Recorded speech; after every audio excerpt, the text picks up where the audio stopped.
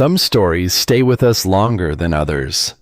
This one found me on a quiet afternoon when the light came soft through the window and the world outside felt very far away. It is about a man who lost everything and stopped hoping. About a woman who survived something terrible and forgot she had the right to speak.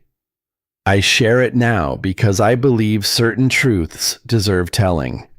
That sometimes healing begins with a stranger. And sometimes home is not a place at all. It is a choice we make when we are finally ready. September 1882. Bizarre County, Texas. The two graves sat on the hill where the morning light reached first. Small wooden crosses, weathered gray, leaning slightly toward each other the way two people lean together in sleep. Bessa, Emmett. The names had been carved with a steady hand 3 years ago, though the man who carved them had not been steady at all. He had knelt in the mud with a knife and a plank of cedar, and he had cut each letter while something inside his chest collapsed like a barn in a windstorm, quiet at first, then all at once. Josiah Tunner stood before those crosses now with a fistful of wild asters, purple and small. The kind that grew stubborn along the creek bed where the soil turned sandy. He laid them down between the markers, did not speak. There was a time he used to talk to them, tell Bessa about the weather, tell Emmett about the calf that kicked through the fence again. But the words had dried up somewhere around the second winter, and now he just stood there, hat in hand, letting the wind say whatever needed saying. If this story has reached something in you today, I would be honored to know where you are listening from. Drop your town in the comments. There is comfort in knowing we share this journey together, even from miles apart. He turned from the graves and walked down the hill toward the corral where his horse stood waiting, ears forward, watching the ridge. The mare's nostrils flared. Her head came up sharp. Josiah followed her gaze. Smoke, rising from beyond the far ridge, but wrong. The color wrong. Not the clean white of a cook fire or the pale blue of burning brush. This smoke was black and greasy, thick with something that did not belong to wood alone. It rose in a column that bent eastward with the wind, spreading across the sky like a stain on cotton that no amount of washing would ever lift. And beneath it, carried on the wind that came down from the hills, a smell, sweet and metallic. The smell of blood cooking in the sun. The smell that once you know it, you never forget, and you never stop recognizing, no matter how many years pass, or how far you ride from the place where you first learned its name. Josiah pulled the bandana over his nose and swung into the saddle. The mare did not want to go. She planted her hooves and tossed her head, ears pinned flat. She smelled death before he could see it. He pressed his heels into her flanks and rode toward it anyway. The first wagon lay on its side at the bottom of a shallow draw, one wheel still turning slow in the wind, canvas torn open like a wound, crates split apart and spilling their contents into the dust, bolts of fabric, tins of food. A woman's calico bonnet, faded gray, trampled into the ash. Bodies, 3 of them, sprawled in the positions where they had fallen, arms flung wide, faces turned to the sky. Flies already thick in the heat, crawling across open eyes that would never blink again. A man in a wool coat with a hole in his chest the size of a fist. A woman face down in the dirt, her skirt bunched around her knees. A boy, no older than 15, slumped against the wagon wheel with his fingers still wrapped around a rifle he had never gotten the chance to fire. Josiah's jaw tightened. His hands went still on the reins. The mare stamped and snorted beneath him, fighting the bit, desperate to turn away from the smell. He let her have her head for a moment, let her circle while he looked at the scene and felt the old numbness settle over him like a coat he had never quite taken off. He had seen death before, had buried his share of it, had washed it from his hands and scraped it from his boots and tried to forget the look of it in the morning light. But a man does not get used to it, not truly. He only gets quieter about the way it sits inside him. Nothing to do here but dig graves that were not his responsibility. He had enough graves of his own. He turned the horse toward home. Then he heard it. A breath, faint and wet, coming from behind the burned cargo box at the far end of the wreckage. He dismounted, drew his pistol, moved slow. His boots crunched on broken glass and scattered grain. A sack of flour had burst open, and the white powder mixed with the brown dust and the dark blood to form a paste that clung to his soles. The cargo box was charred black on one side, still warm to the touch, still releasing thin curls of smoke from its seams. A Bible lay open in the dirt nearby, its pages fluttering in the wind, and Josiah thought of Bessa, who had read a passage every night before sleep, her voice low and steady in the lamplight. And he pushed that thought away too, because this was not the time, and this was not the place, and he had buried the part of himself that remembered such things. He came around the corner with the gun raised and his finger light on the trigger. She lay curled against the charred wood like a child hiding from thunder. Her fingers locked white around a broken horse rein, gripping it so tight the leather had cut into her palm, drawing thin lines of blood across skin that had never known rough work. Her dress was torn silk, pearl buttons running down the front, half of them missing now, the rest smeared with mud and something darker. Too fine for this country. Too fine for a wagon train crossing West Texas in September. Her eyes opened. Blue. Pale blue, like creek water in winter. Terrified. "Easy," Josiah said, holstering the gun. "I am not going to hurt you." She stared at him, did not move, did not release the broken rein. Her chest rose and fell in shallow, rapid breaths, each one a small battle. Above her left eyebrow, a shallow cut had already begun to crust, leaving a thin, dark line against skin so pale it seemed almost translucent in the harsh light. And there in the dust beside her, half buried in ash and debris, something caught the sun. Gold. A ring. Simple band, too big for any of her fingers. Not on her hand. Not near her hand. Lying in the dirt as if it had been thrown, or dropped, or simply released by fingers that no longer wished to hold it. Josiah picked it up, turned it once in his rough palm, slipped it into his shirt pocket without thinking. Then he knelt beside her, slow and careful the way you approach a wounded animal, and slid one arm beneath her shoulders, the other beneath her knees. She weighed almost nothing. He carried her to the horse, and the mare, for all her fear, stood still while he lifted the stranger into the saddle and climbed up behind her. Her head fell against his chest. Her fingers still gripped the broken rein. They rode toward the cabin as the sun climbed higher and the buzzards began their slow, patient circles above the wreckage they had left behind. The woman did not speak, did not open her eyes. Her breathing was shallow but steady, and Josiah kept one arm around her waist to hold her in the saddle while the other held the reins. Her head rested against his collarbone, and he could feel the warmth of her skin through his shirt, and the faint flutter of her pulse against his arm, and the weight of her, which was not much, but which felt heavier than anything he had carried in 3 years, because it was alive and because living things demand more of a man than memory ever could. The cabin door stuck on its swollen frame the way it always did in September when the woods swelled with the last of the summer heat.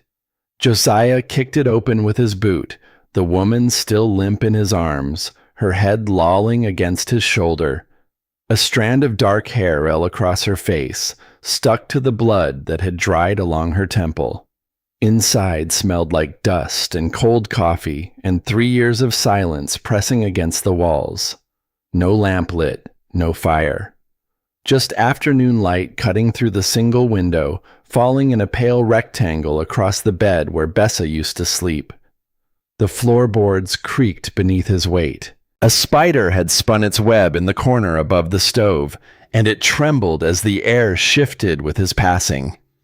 On the shelf beside the window, a tin of coffee sat next to a tin of salt, both covered in a fine layer of grit that settled on everything in this country, no matter how often you wiped it away. The table still held one plate, one cup, one fork. The arithmetic of a man who had stopped expecting company.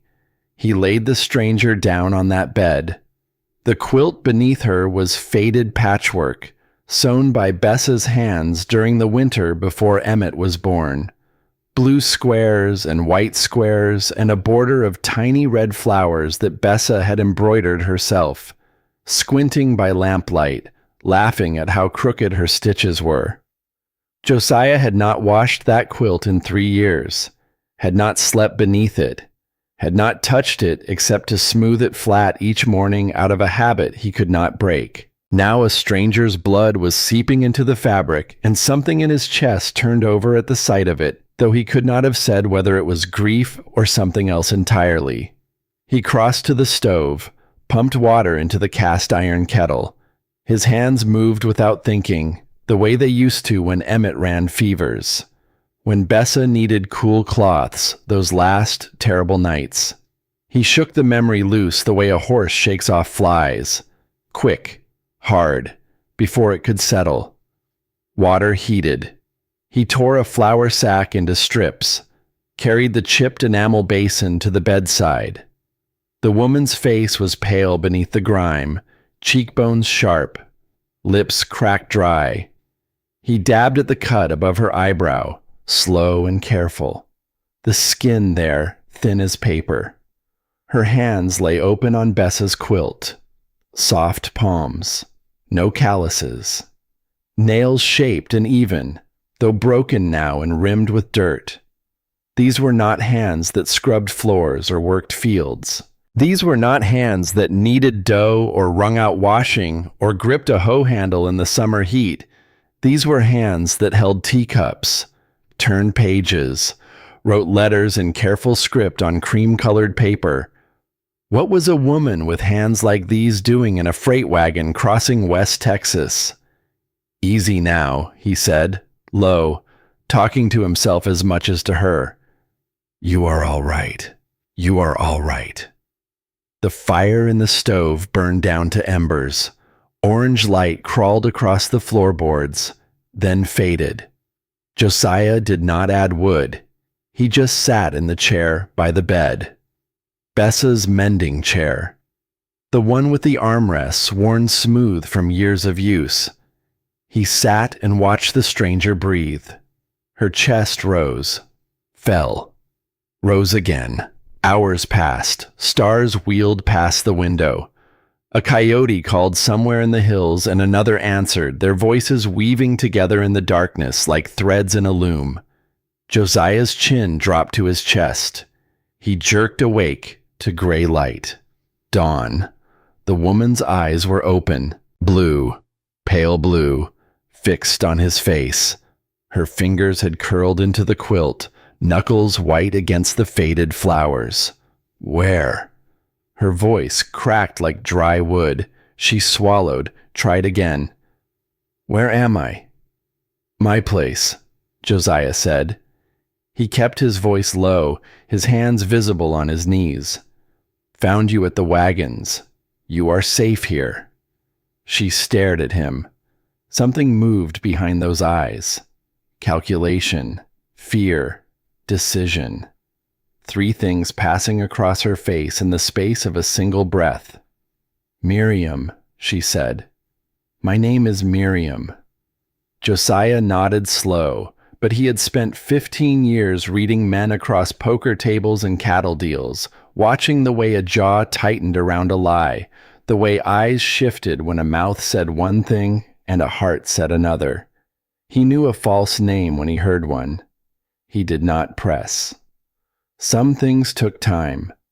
He had learned that much from the land itself, from the way a creek cuts its path not in a day, but over years, patient and relentless, wearing the stone down one drop at a time. A week passed before she could stand without swaying.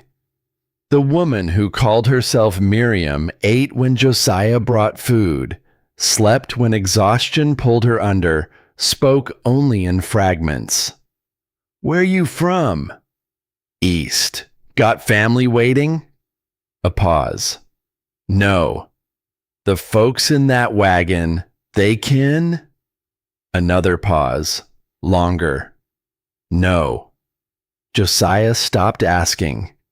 She moved through the cabin like a deer crossing open ground. Quick, watchful, never settling. Her eyes tracked every shadow, found every exit.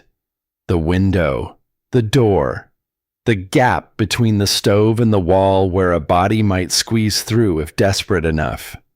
The cut above her eyebrow had scabbed over, leaving a thin, dark line against her pale skin. She touched it sometimes without knowing, her fingers running along the ridge of scabbed skin, confirming it was real, confirming the thing that made it had happened.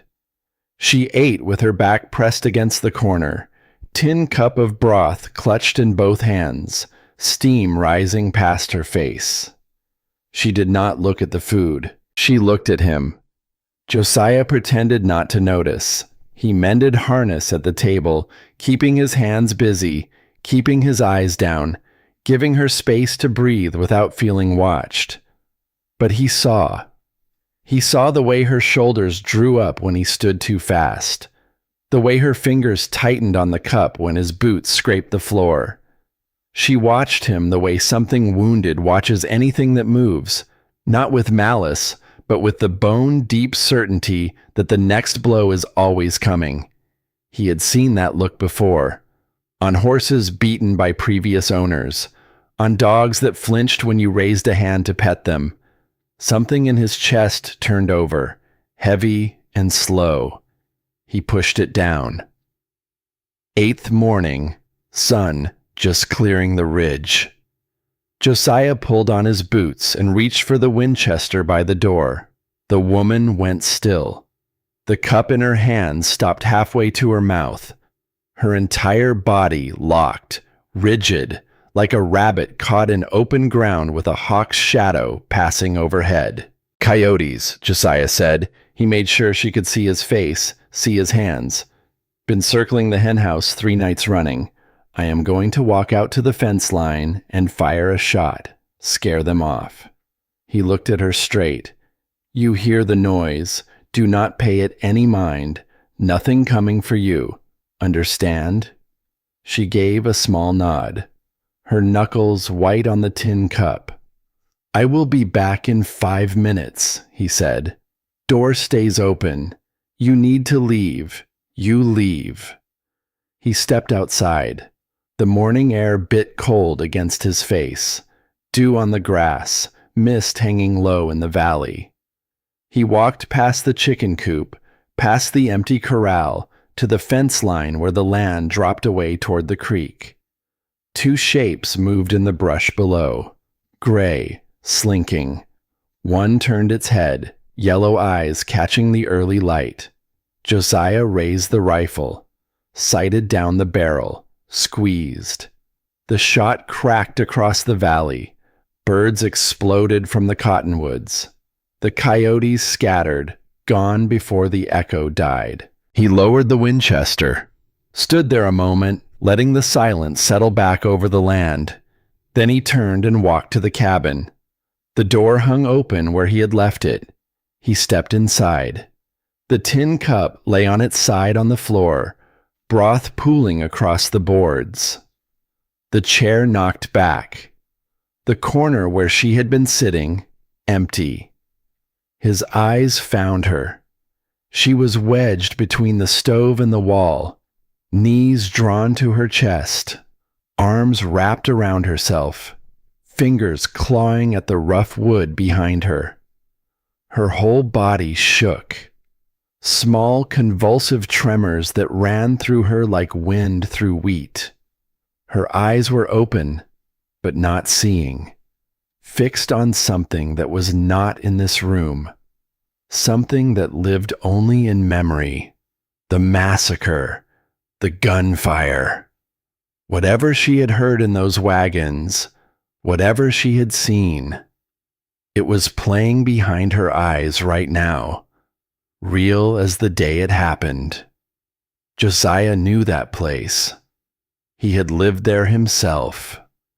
Those first months after the fever took Bessa and the boy, waking in the dark, reaching for a body that was not there, hearing a child's laugh and spinning around to find nothing but empty rooms and dust and the terrible weight of silence.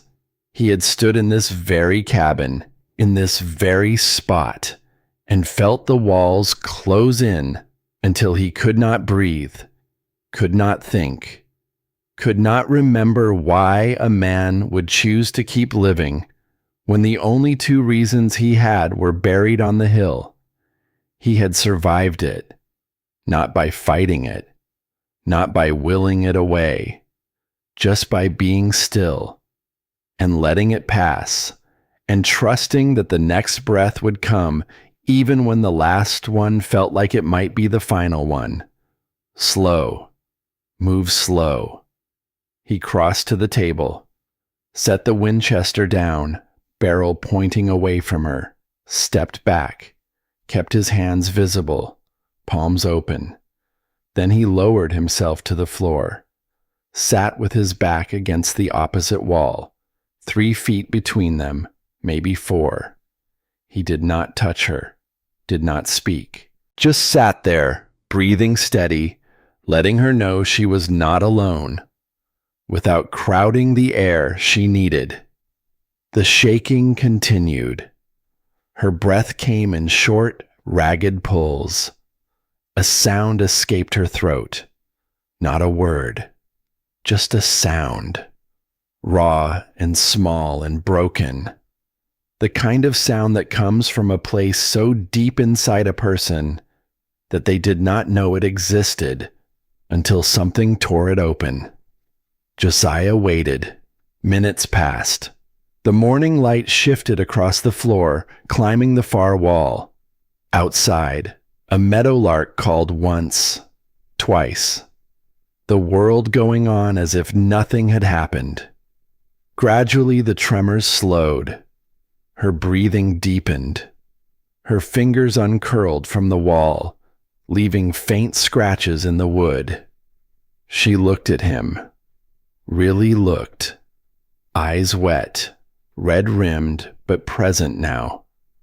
Back in this room. Back in this moment. Josiah held her gaze. Did not look away. Did not pretend he had not seen.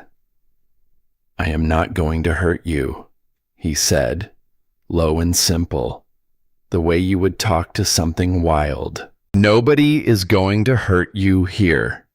She stared at him, searching for the lie, waiting for the trick, the catch, the moment when the hand that helped would close into a fist. He stood, crossed to the door, pushed it all the way open until it caught against the outer wall. Morning light flooded the cabin, warm and gold. The valley spread out beyond, grass and hills and sky, all of it open, all of it free. "Door is open," Josiah said. He stepped aside, leaving the threshold clear. "You walk out any time you want. Nobody keeping you." She did not move, just watched him from the corner, arms still wrapped around her knees. "You stay because you want," he said, "not because you owe." He turned away, walked to the stove, started a fresh pot of coffee, kept his back to her, giving her time, giving her room to decide what she needed, who she was, where she wanted to be. Behind him, the cabin was silent. Then, soft as a whisper, he heard her rise from the floor, heard her footsteps cross the room. Slow, hesitant, the careful steps of someone learning to walk again, not in body, but in something deeper. He did not turn, just stood there, watching the coffee start to bubble in the pot. The footsteps stopped. She was standing in the doorway. One hand braced against the frame, fingers pressing into the wood as if testing whether it was real, whether this place was real, whether the ground beneath her feet would hold or give way the moment she trusted it. Looking out at the valley below, at the hills rolling away toward the horizon, at the sky stretching wide and blue and endless above it all. A red-tailed hawk circled in the distance, riding the warm air that rose from the sun-baked ground, and somewhere in the cottonwoods along the creek, a pair of mourning doves called to each other in that low, soft voice that sounds like a question and an answer all at once. The wind caught her hair, blew it back from her face. She drew in a breath, long and deep. The first full breath he had heard from her since she arrived, not the shallow, frightened gasps of the past week. A real breath.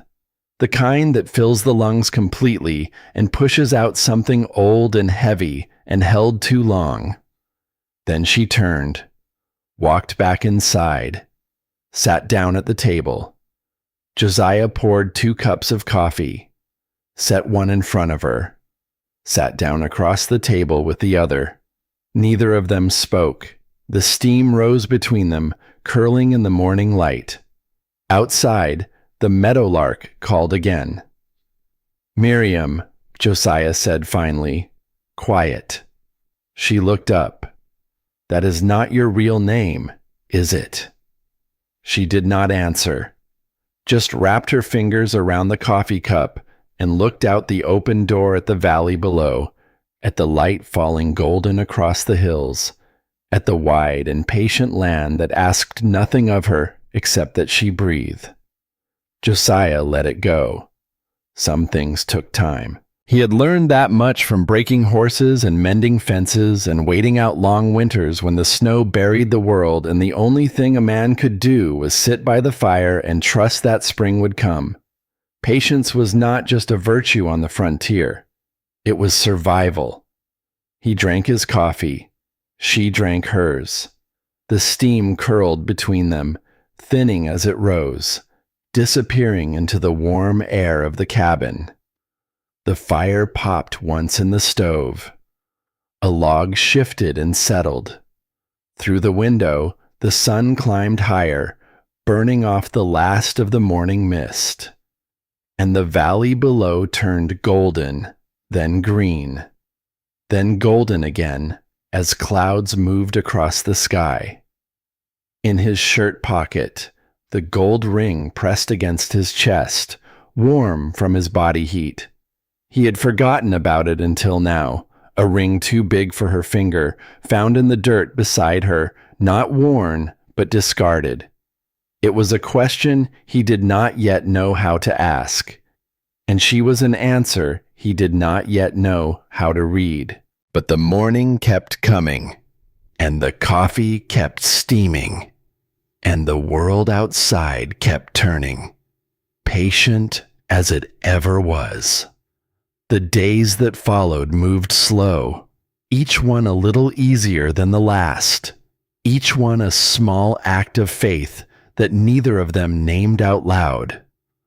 Wren started small, sweeping the floor with the straw broom that leaned in the corner, its handle worn smooth by Bessa's grip. washing the tin plates in the basin, hanging wet clothes on the rope line Josiah had strung between the porch post and the cottonwood tree, the same line Bessa had hung her aprons on, the same line where Emmett's small shirts had once flapped in the afternoon wind like white flags surrendering to the sun. Simple things. Things that did not require talking. Things that let a person feel useful without feeling exposed. She watched him work. Watched how he split kindling with the hand axe, stacking the pieces neat by the stove. Watched how he checked the horse's hooves, murmuring to the mare in a voice so low and gentle it did not seem to belong to the same man who sat silent through meals. Watched how he moved through the chores of keeping a place alive, steady, unhurried. One morning she asked if she could help with breakfast. The question came out careful, almost formal, the way a guest speaks in a house where she does not yet know the rules. Josiah showed her where he kept the flour, the salt, the tin of lard gone soft in the warmth near the stove. He demonstrated once, mixing the dough with his rough hands, kneading it on the board, flattening it into circles that were not quite round but close enough. Then he stepped back and let her try. The first batch came out black on the bottom. Smoke filled the cabin. Wren pulled the pan from the stove, waving her hand through the haze, her face flushed red, eyes watering. She stared down at the ruined biscuits like she had failed some test that mattered more than bread. Her jaw tightened. Her hands curled at her sides. And Josiah saw it then, clear as daylight. The way failure landed on her like a physical blow. The way she braced for consequences that did not come. The way her shoulders drew up as if expecting a voice to tell her she was useless, worthless, a burden. "I am sorry," she said. "I do not know what I—" Josiah picked one up, bit into it, chewed slow, swallowed. The charcoal taste sat heavy on his tongue, gritty and bitter, and he kept his face still. "Not bad," he said. "Had worse on the trail. Lots worse." She stared at him, expecting the smirk, the raised eyebrow, the words that would tell her she had failed again. She found none, because there were none. Josiah Tunner was not a man who wasted words on things he did not mean. The second batch came out better, still dark around the edges, but edible. They ate them with sorghum molasses and coffee, sitting across from each other at the table while the morning light crept across the floor in a slow golden rectangle that moved from the door to the stove as the sun climbed.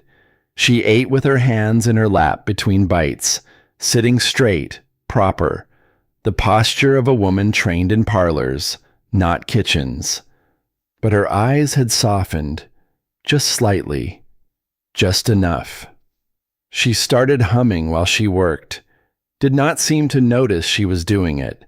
Some tune he did not recognize, soft and low, rising and falling like breath, like the rhythm of something remembered from childhood, from a time before contracts and carriages and the long, terrible journey west. Then she would catch herself and stop. The silence rushing back in like water filling a hole.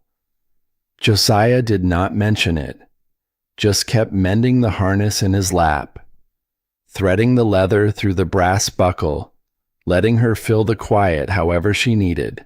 "You could teach me that," she said one afternoon. He looked up. She was standing by the window, watching his hands work the leather, the braiding, the way the 3 strips wove over and under each other in a pattern that looked complicated but was really just the same 3 moves repeated. "The way you fix things," she said. "The leather, the harness. I want to learn." He nodded, pulled over the empty stool, set out the strips of leather he had cut that morning, thin and supple, tanned to a warm brown. Her hands were clumsy at first. She crossed the strands wrong, pulled too tight, had to start over 3 times before she got the rhythm. But she did not quit. Her fingers moved slow and careful, learning the pattern the way a person learns a new language. 1 word at a time, 1 small victory at a time. Josiah watched her hands, the same hands that had clutched a broken rein in the wreckage of that wagon. White-knuckled, desperate, holding on to something that could not save her. Now they were making something. Now they were building instead of gripping. And the difference between those 2 things, he thought, was the difference between surviving and beginning to live. 2 weeks had passed since the massacre. The cut above her eyebrow had faded to a thin pink line that would become a scar she would carry the rest of her life, a small reminder written in skin that she had been somewhere terrible and come out the other side. She moved through the cabin differently now, not like a deer in open ground, more like a cat in a new barn, still cautious, still mapping the space, but no longer expecting the walls to close in. The morning Josiah decided to ride into town for supplies, he told her over breakfast, his voice matter-of-fact, the way he might announce he was going to check the fence line or water the stock. Need flour, coffee, some salt. Be back before dark. Wren set down her cup. He saw the question cross her face before she spoke it. The small calculation, the weighing of risk against need, the quiet negotiation a person has with herself when trust is still new and fragile and easily broken. "Can I come?" Josiah studied her.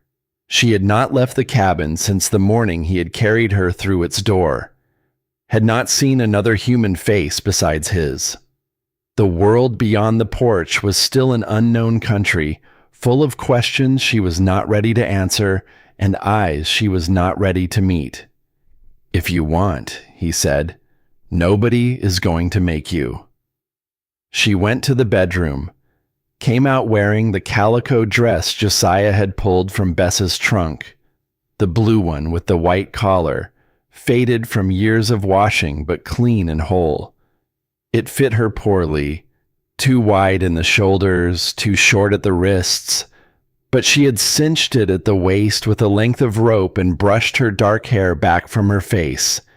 And she looked, for the first time since he had found her, like a woman instead of a ghost. They rode into town on the wagon, Wren sitting straight on the bench seat, hands folded in her lap, eyes taking in everything with the quiet hunger of a person seeing a place for the first time. The road wound through brown hills spotted with mesquite and prickly pear. Cattle grazed in the distance, black shapes against the yellow grass. A jackrabbit bolted from the brush, and the horse did not even flinch, steady as always. And Wren watched it go, watched it disappear into the scrub with 2 great leaps, and something in her face opened up for just a moment, a flash of wonder, of delight, before it closed again. The town sat at the bottom of a wide valley where 2 creeks met. Main Street was a single row of buildings, wood and adobe, connected by a boardwalk that had warped in the summer heat. A general store, a saloon with a painted sign, a feed lot, a church at the far end with a steeple that leaned slightly east, as if trying to listen to something the wind was saying. Josiah pulled the wagon up in front of the general store and set the brake. Wren climbed down on her own, boots hitting the packed dirt, and stood for a moment looking up and down the street with wide eyes and a clenched jaw, the posture of a woman preparing herself for inspection. The store was dim inside, smelling of leather and tobacco, and the sharp sweetness of peppermint sticks in the glass jar on the counter. An old man behind the register nodded at Josiah, A boy of 16 or 17 stood stacking bags of feed near the back wall, lanky and raw-boned, with a shock of red hair and freckles across his nose. He stopped stacking when they walked in.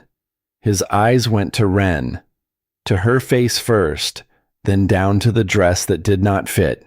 Then his eyes moved to her collar, and Josiah saw him notice it. The pearl button.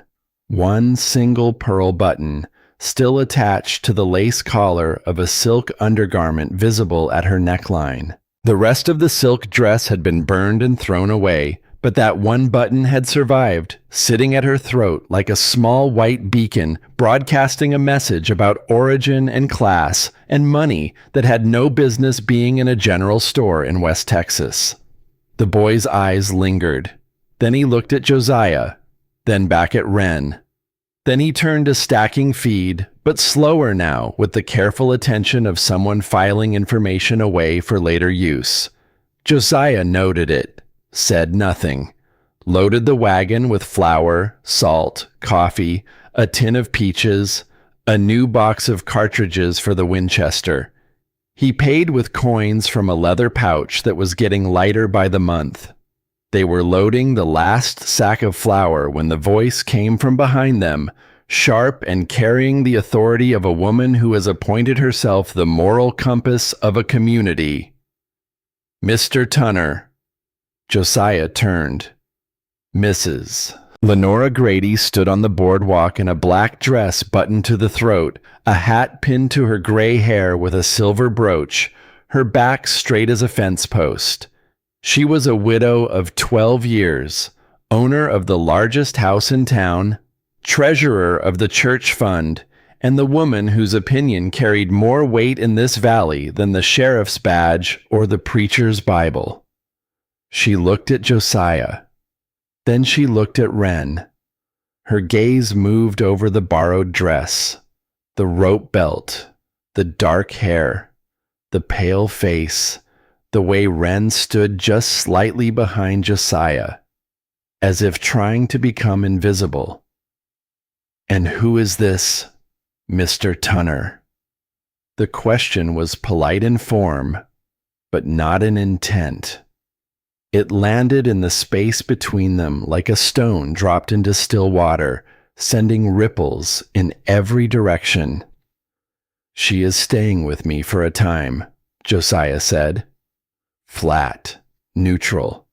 Survivor of that wagon attack west of the ridge. Mrs. Grady's eyebrows rose. "Staying with you? A young woman. In your cabin. Without chaperone. Without marriage." She let the words settle. "The Lord has opinions about such arrangements, Mr. Tunner.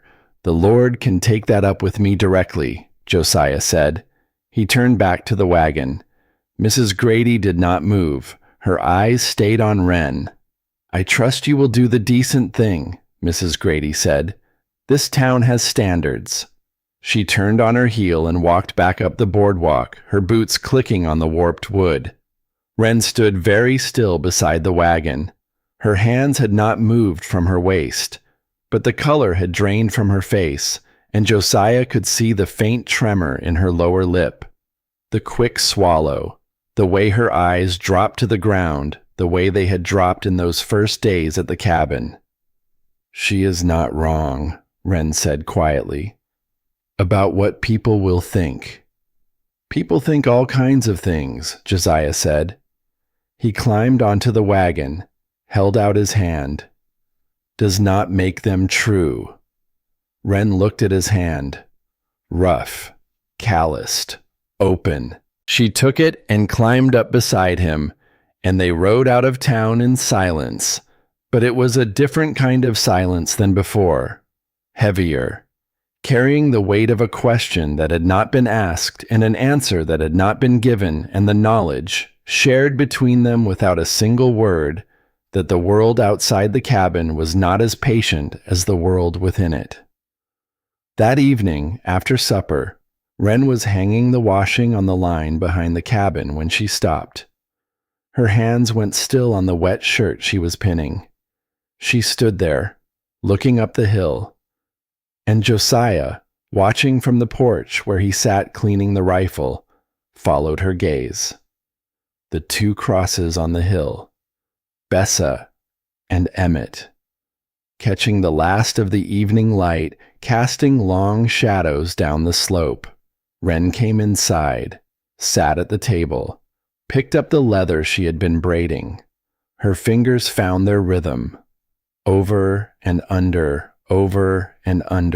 but her eyes were on Josiah, and her voice, when it came, was careful, like a person stepping onto ice, testing each step before committing her weight.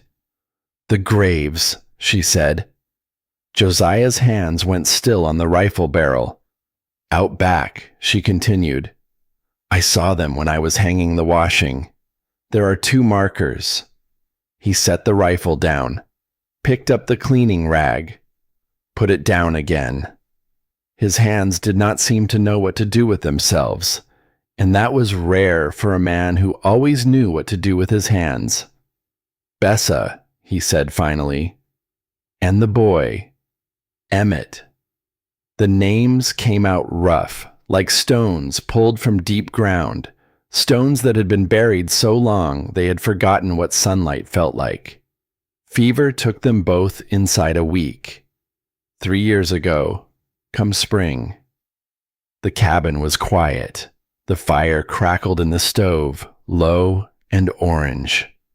Outside, the wind moved through the grass, and somewhere far off, a night bird called once, twice, and was silent. The world turning on without permission, the way it always does. Wren did not say she was sorry, did not offer the words people always offered, the words that meant nothing and changed less.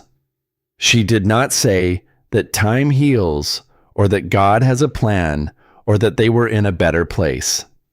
She just stood, walked to the stove, poured a second cup of coffee, though his first was not empty, set it in front of him, the tin cup clicking softly against the worn wood of the table.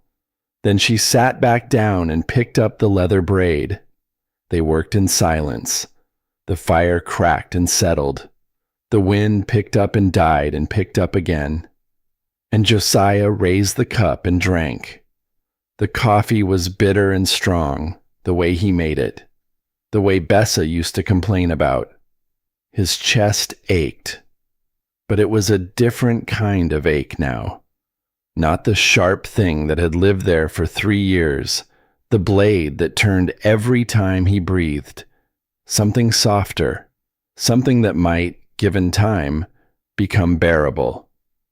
A week and a half had passed since he had found her. The woman had been in his cabin for 12 days. She knew where he kept the flour and the salt. She knew which burner on the stove ran hot and which one barely held a flame. She knew that he took his coffee black and that he ate standing up when he was tired and that he checked the lock on the chicken coop every night before he sat down. And she knew, though neither of them had spoken it, that the chair by the window was his and the chair by the door was hers, and the space between them was exactly the right size for 2 people who were not yet ready to close it. That evening, after the conversation about the graves, after the coffee and the silence and the braiding, Josiah opened the trunk in the corner to find an extra blanket. The nights were getting colder. The wind had shifted north, carrying the smell of weather coming, the sharp, clean scent of rain still miles away but approaching. His hand touched something that crinkled. Paper. Tucked into the folds of Wren's ruined dress. The silk one with the pearl buttons. The one she had been wearing when he found her. He had stored the dress in the trunk because it was too damaged to wear, but too fine to discard. And he had not thought to search it, because searching a woman's belongings was not something a man did unless he had reason. He pulled it out. An envelope. Thick parchment.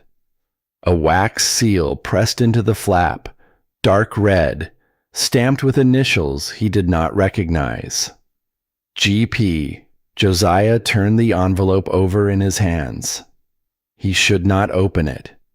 Whatever was inside was not his business, not his right, not his place. But his fingers were already breaking the seal, and the paper crackled as he unfolded it, and his eyes were already moving down the page before his conscience could catch up with his curiosity. Dense script, formal language, the kind lawyers use to make simple things complicated and complicated things impossible.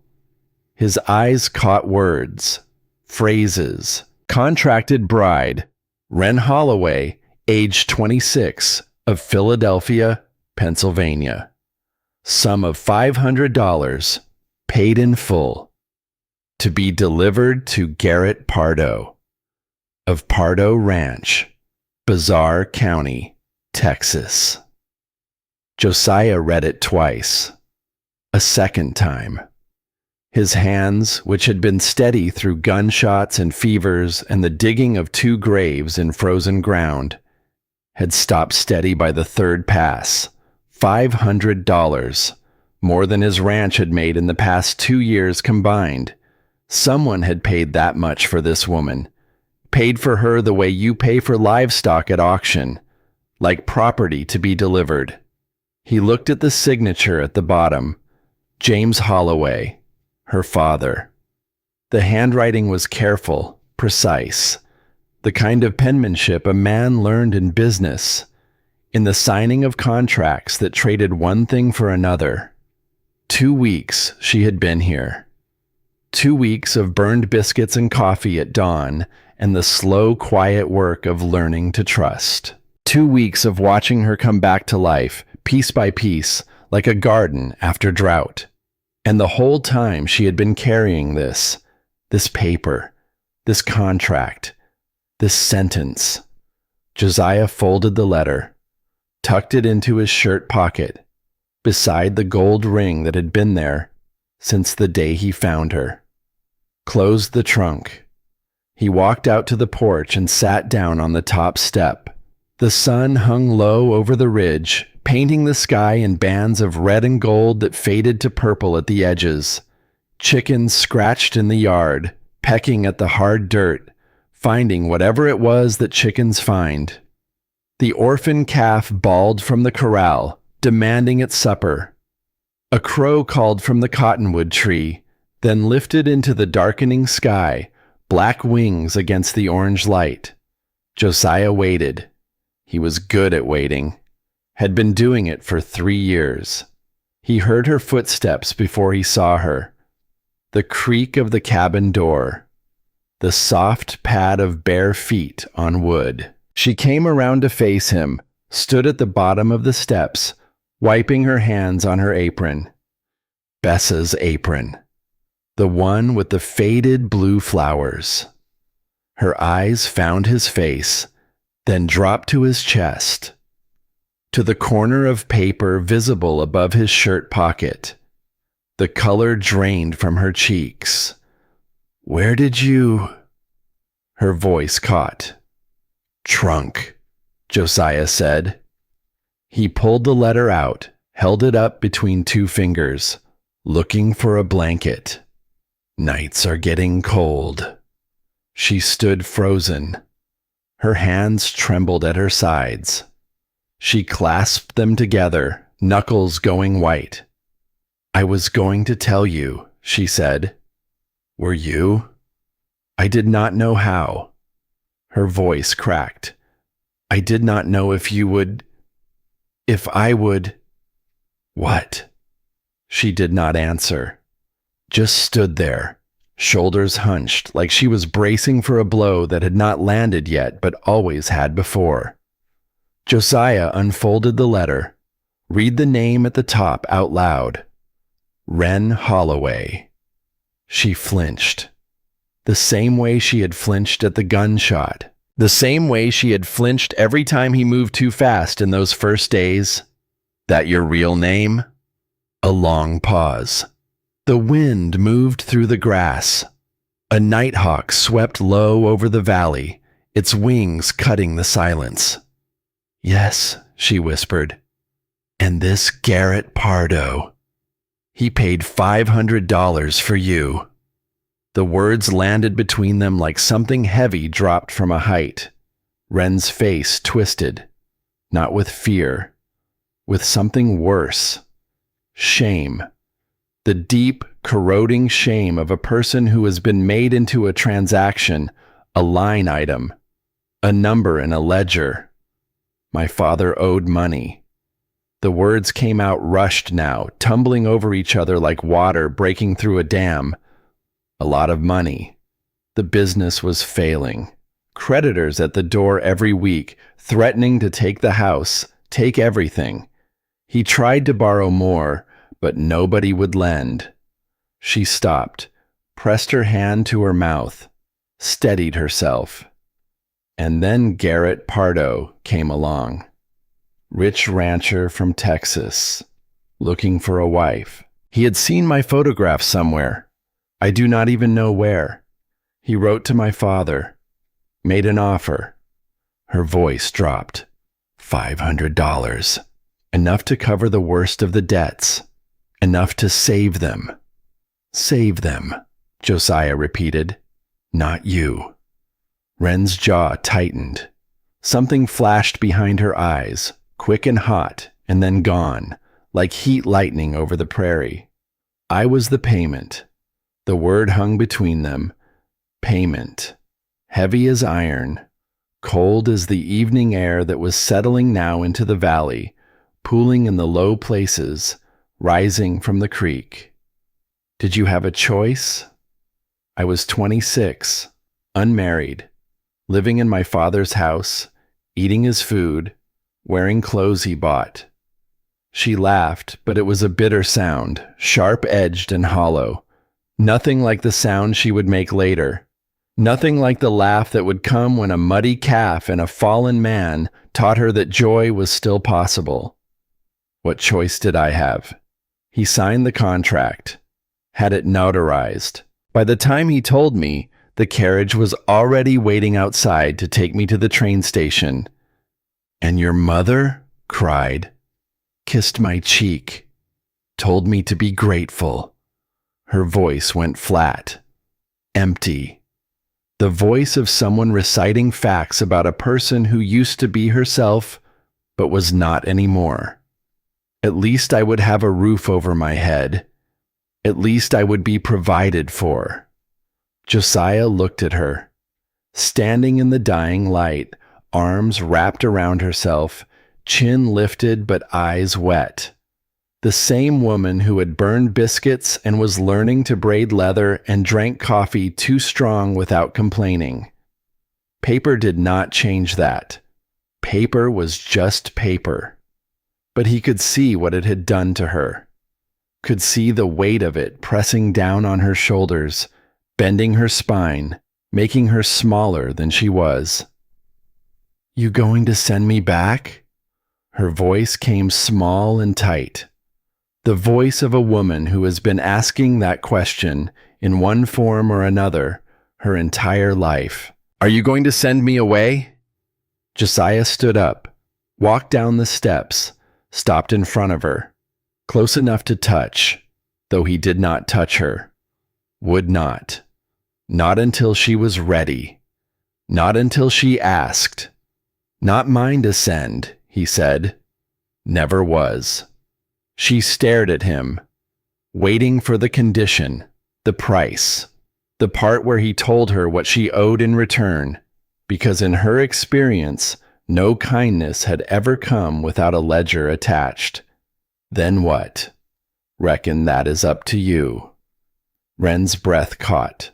Her hands unclenched slowly, finger by finger, like she was releasing something she had been holding for so long that her muscles had forgotten how to let go. Josiah pressed the letter into her palm. This paper does not mean nothing to me, he said. You want to burn it, burn it. You want to keep it, keep it. Makes no difference to who you are. It makes a difference to the law. Her fingers tightened on the paper. To him. Law says a lot of things, Josiah said. He met her eyes. Does not make them right. She looked down at the letter. The wax seal, broken now. The signature at the bottom. Her father's careful hand, signing her away like a bill of sale. When the money changed hands, she said, voice barely audible, I changed hands too. That is what I believed. That is what they taught me to believe. And now? She raised her eyes, met his guess. Something moved behind them. Not hope, not quite, but something close to it, something that might grow into hope the way a seed grows in dry ground, slowly, invisibly, pushing up through the dark. I do not know, she said. I do not know what I believe anymore. Josiah nodded, turned back toward the cabin. Coffee is still hot, he said over his shoulder. Biscuits might be better tomorrow. A pause, then, soft as breath. Might be. He heard her footsteps behind him, heard the rustle of paper as she tucked the letter into her pocket, heard the door creak as they both stepped inside. The fire had burned low. Josiah added wood, stirred the embers until the flames caught again, orange and gold, casting warm light across the walls of the cabin that held them both now, not as strangers, not quite as friends, but as two people who had seen something true about each other and had not turned away. Wren sat at the table, hands wrapped around her cup, staring into the steam. Josiah sat across from her. Neither of them spoke for a long while. The fire crackled. The wind picked up outside, rattling the shutters. The first stars appeared through the window, cold and distant, and endlessly patient. This Garrett Pardo, Josiah said finally. What kind of man is he? Wren's cup stopped halfway to her lips. Her eyes darkened, and the softness that had been building over these past 2 weeks, the fragile scaffolding of trust and ease and something almost like comfort, fell away. What replaced it was harder, older, the look of a woman who has stared into something and seen exactly what it was. The kind who pays $500 for a woman, she said, and expects to own every part of her. Josiah nodded, slow, set his cup down. The wagon. You were 3 days from his ranch when it happened. That is what the letter says. Delivered to Pardo Ranch, Bazaar County. Yes. He know you survived? Wren's fingers tightened on the cup, white against the dark tin. I do not know. The wagon was burned. Bodies everywhere. Maybe he thinks I am dead. She paused. Maybe he does not. And if he does not. She met his eyes. The fear was back now. Not the wild panic of that first morning when she had wedged herself between the stove and the wall. Something deeper. Something that had lived with her a long time, long before the massacre, long before the wagon, long before the train that had carried her west into a future she had not chosen. Then he will come looking, she said, for what he paid for. The fire popped. A log shifted, sending sparks up the chimney in a brief, bright shower that died before it reached the dark. Outside, the wind had dropped. The night was quiet. Too quiet. The kind of quiet that comes before storms, before trouble, before the sound of hoofbeats on a road that leads to your door. Josiah sat with that. Let the weight of it settle. Let the silence hold it until it was ready to be set down. He did not know what was coming, did not know when or how or what shape it would take when it arrived.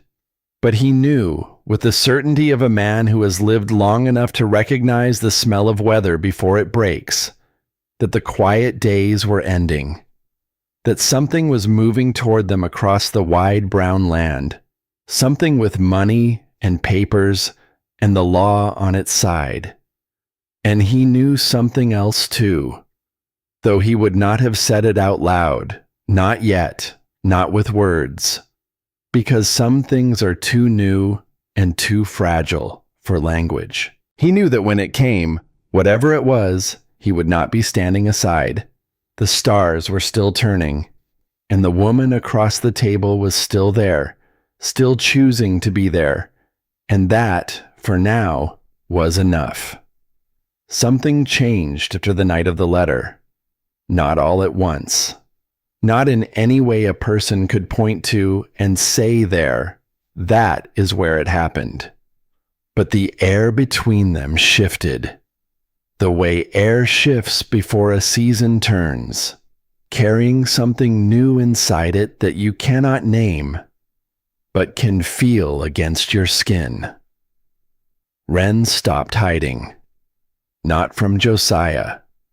She had stopped hiding from him days ago. She stopped hiding from herself.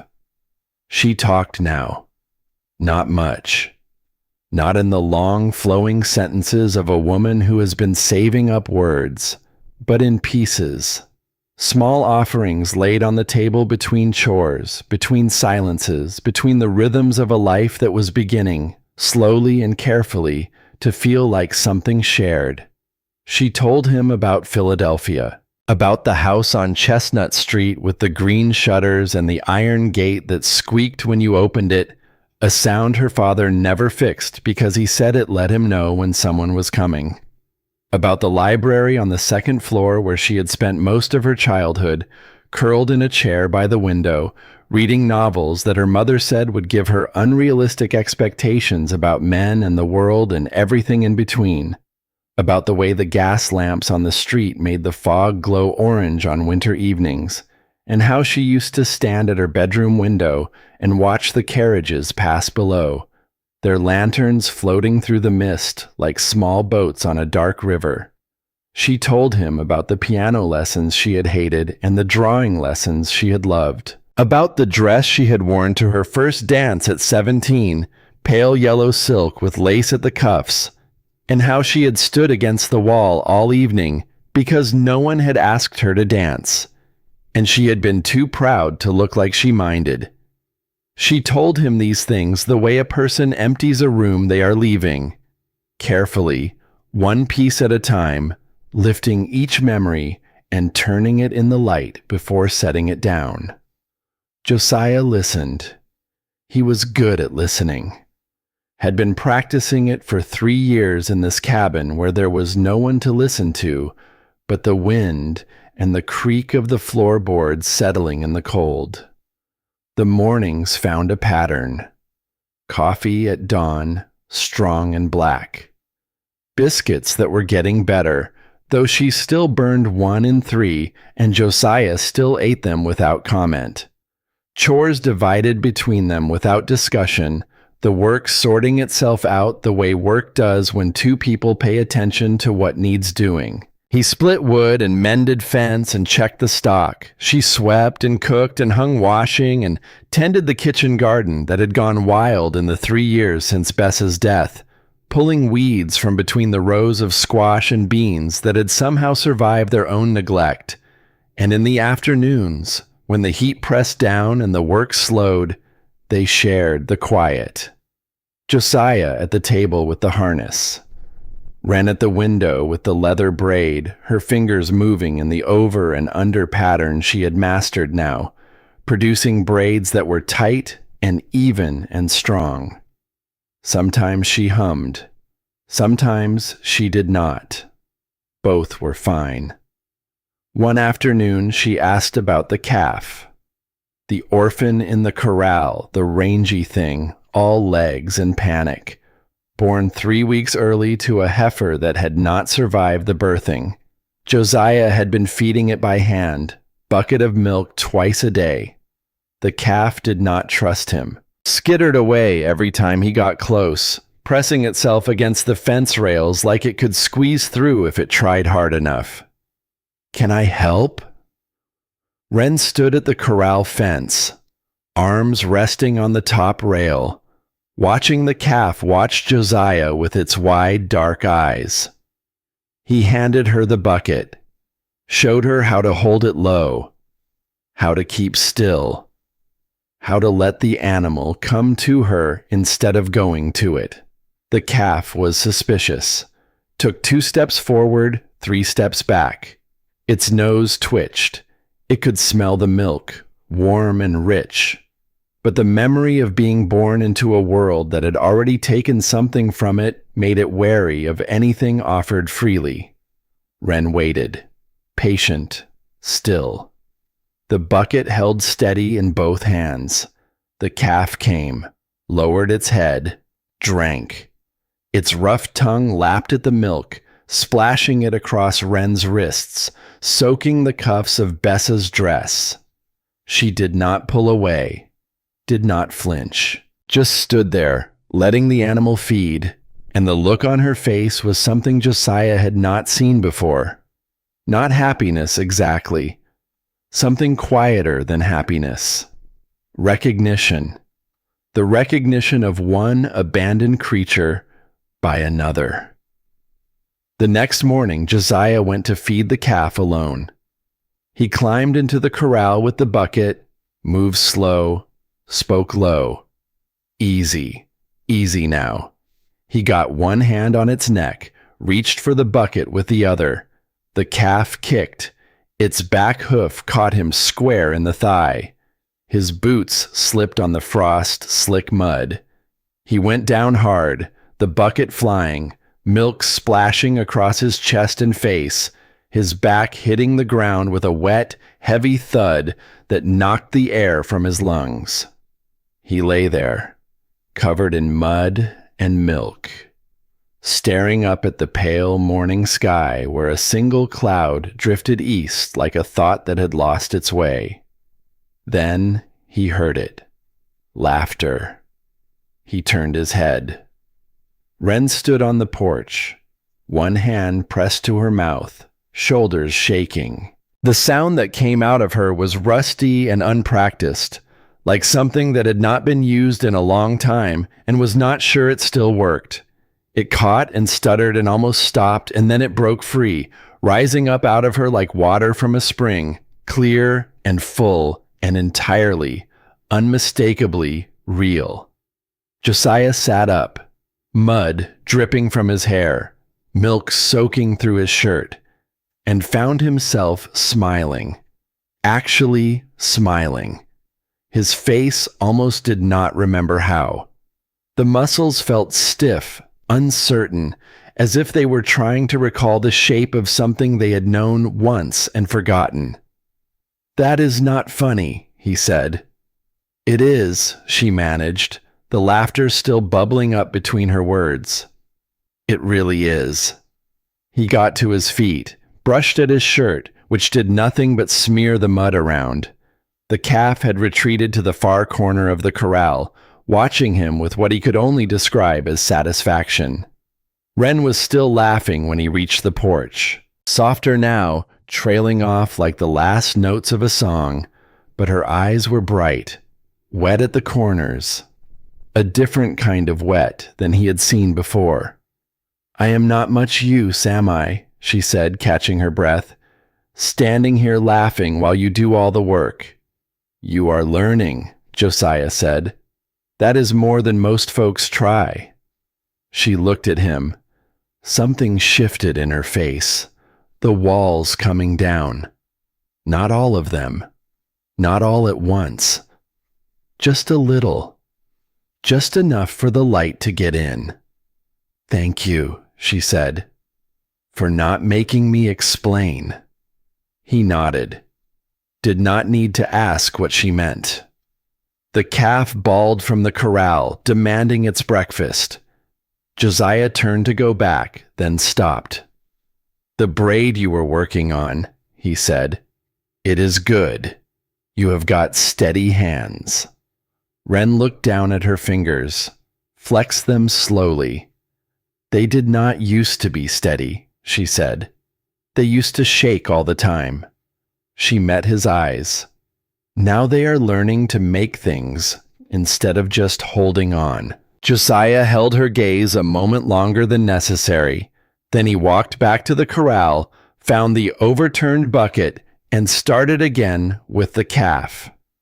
Behind him, he heard the cabin door open, the sound of Wren moving inside, the scrape of the flour tin being pulled from the shelf. She was going to try the biscuits again. He found himself hoping she would burn them, just so he could tell her they were not bad. That evening was the evening that changed things. Not the letter, not the names, not the contract or the truth about Garrett Pardo. Those had cracked the ice. This evening broke it.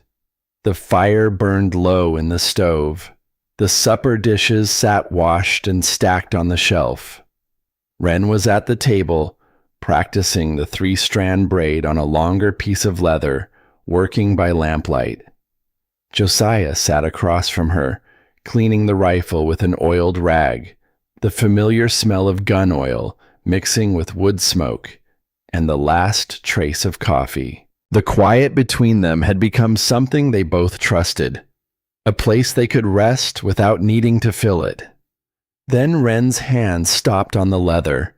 She was looking at the shelf above the stove, at the row of tins and jars and the small wooden box tucked behind them. A box he had not touched in 3 years. "What is in there?" she asked, her voice soft, careful. The voice of someone who has learned that certain questions carry weight and should be asked gently. Josiah's hands went still on the rifle barrel. His jaw tightened. The oiled rag hung limp from his fingers. She waited. Did not push. Did not ask again. Just let the question sit there in the firelight, patient as the land outside. Josiah set the rifle down, stood, crossed to the shelf. His hand hovered over the box for a moment, the way a hand hovers over a wound before touching it, bracing for the pain. Then he took it down and brought it to the table. The wood was cedar, smooth and warm, the size of a man's 2 hands placed side by side. The lid fit tight. He had carved it himself years ago when Bessa told him she was carrying, and he had wanted to make something with his hands because he did not know what else to do with the joy that was filling him up like rainwater in a barrel. He opened it. Inside was a book. Small. The cover worn soft from handling. The spine cracked. The pages swollen with the ghost of a child's touch. A book of nursery rhymes, the kind sold in general stores for a nickel, with woodcut illustrations of animals and children and moons wearing nightcaps. Emmett's book, Josiah said. Wren did not move, did not reach for it, just looked at it lying there in the box, this small and ordinary thing that carried inside it the entire weight of a man's grief. Bessa bought it in town the week after he was born.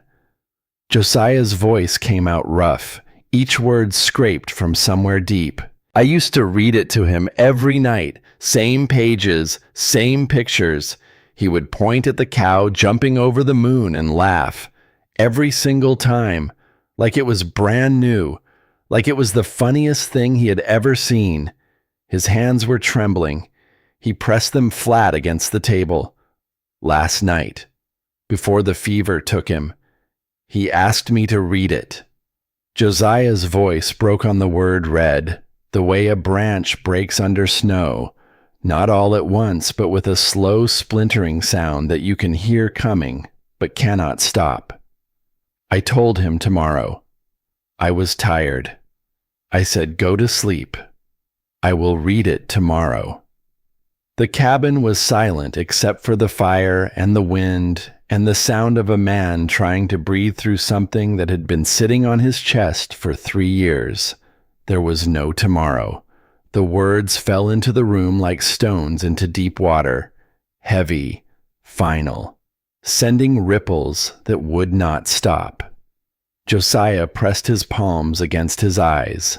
His shoulders shook, not the shudder of a man fighting tears, the shaking of a man who has stopped fighting them, who has let go of the rope he has been gripping for 1,000 days and is falling, finally falling, into the grief he has been holding at arm's length since the morning he dug 2 graves on the hill and filled them with everything that mattered. 3 years, he said. 3 years I have kept that book in that box because I cannot stand to open it and I cannot stand to throw it away. 3 years I have walked past that shelf every day and I have not touched it because if I touch it, I will have to remember his fingers on the pages and his voice saying again, "Papa," again, and I will have to remember that I said tomorrow and tomorrow never came. The sound that escaped him then was not a word. It was the sound that comes from a place deeper than language, the sound of something held too tight for too long finally being released, and it filled the small cabin the way a river fills its banks after rain, overflowing, unstoppable, necessary. Wren did not touch him, did not reach across the table, did not offer the words that people offer when they do not know what else to say. She sat in her chair, hands still on the leather braid, and she let him break. Let him fall apart in the lamplight without trying to put him back together. Let the silence hold what words could not. Minutes passed. The fire settled. The lamp flickered. Outside, a coyote sang its long, thin song, and the valley absorbed it the way valleys absorb everything, with patience and without judgment. When Josiah finally lowered his hands, his eyes were red and wet and raw. He looked at Wren across the table, and in his face, she saw something she recognized. The look of a person who has just set down something impossibly heavy and does not yet know what to do with the lightness. Wren spoke, quiet, clear. You read to him every night before that one. Every single night. He knew that. He knew his father would come and sit on the edge of the bed and open that book and read every page. That was the last thing he knew about the world, that his father loved him enough to read the same story 100 times and never once say he was tired of it. She paused. You said tomorrow because you were human, not because you did not love him. Josiah stared at her. His throat worked. His hands lay flat on the table, no longer trembling. He did not speak, did not need to. Some things do not require an answer. They only require a witness, someone who sees the wound and does not look away, someone who sits across the table in the lamplight and says, without saying anything at all, I am here. I see you. You are not alone in this. Wren picked up the leather braid. Her fingers found their rhythm, over and under, over and under. The pattern continuing as it always did, one strand at a time, building something strong out of separate pieces. Josiah picked up the rifle rag, began to clean again. His hands moved slower now, steadier. The metal gleamed in the lamplight. The book lay open on the table between them. The cow jumping over the moon, faded and smudged with fingerprints that belonged to a boy who had laughed every time he saw it. Neither of them closed the book. Neither of them put it away. It stayed there, open, seen. And after 3 years of darkness, inside a cedar box, the pages caught the lamplight and held it. The next morning broke cold and sharp. Frost on the grass, ice on the water trough. The sky clear and high and blue, the kind of blue that only comes in autumn when the humidity drops and the air turns thin and every edge looks like it was cut with a knife. Josiah was mending the corral gate when the sound of hoofbeats reached him. Fast. Too fast for a neighbor paying a social call. He straightened, set down the hammer. His hand moved to his hip, though there was nothing there. The Winchester was inside, by the door. A rider crested the ridge at a gallop. Horse lathered white, foam flying from its mouth. The man bent low over the saddle, pushing hard. Olin Fitch, his nearest neighbor, 5 miles east. A man who did not push a horse like that unless something was wrong. Josiah walked to the gate. Olin pulled up short, the horse skidding in the dust. Its sides heaved, nostrils flared wide, sucking air. The animal had been ridden near to breaking. Josiah. Olin swung down from the saddle. His face was red, slick with sweat. Trail dust caked in the lines around his eyes. He was breathing almost as hard as his horse. We got trouble. What kind? Stranger rode into town 2 days back. Fancy clothes, mean eyes. Olin pulled off his hat, slapped it against his thigh. Dust clouded the air between them. Asking questions about the massacre, about survivors, specifically about a woman. Josiah's jaw tightened. He did not look back at the cabin. Did not need to. He could feel Wren watching from the window the way he could feel the wind shift before a storm. What kind of questions? Specific ones. Dark hair, blue eyes, wearing a silk dress with pearl buttons when the wagon went down. Olin's eyes cut toward the cabin. Paid good money for information. Showed a photograph around. Said she was his property. His word, not mine. The hammer hung loose in Josiah's grip. Who is he? Did not give his full name. Just Pardo. But he has got money. Paid for a room at the hotel. Meals for 3 men. Stabling for 4 horses. Olin lowered his voice. Pearl handle Colt on his hip. 2 hired guns riding with him. Shotguns. The kind of men who do not ask twice. 4 horses. 3 men. Money to burn. And the law, or what passed for it, likely to listen to the man with the deepest pockets. He say what he wants with her? Claims she is his contracted bride. Got papers, says legal documents. Olin's mouth twisted. Says she was bought and paid for. And he means to collect. Collect. The word landed like a fist. Not a woman, not a person. Inventory, merchandise, something to be collected. How did he know to come here? The boy at the general store. The one with the red hair. Olin spat in the dirt. Saw you bring her in for supplies. Remembered the dress. Pardo offered $5 for information. That boy is not known for keeping his mouth shut. Josiah nodded. $5 was more than that boy. Made in a week. The pearl button at Wren's collar. The one small surviving piece of the silk dress. It had spoken louder than any words she might have said or not said.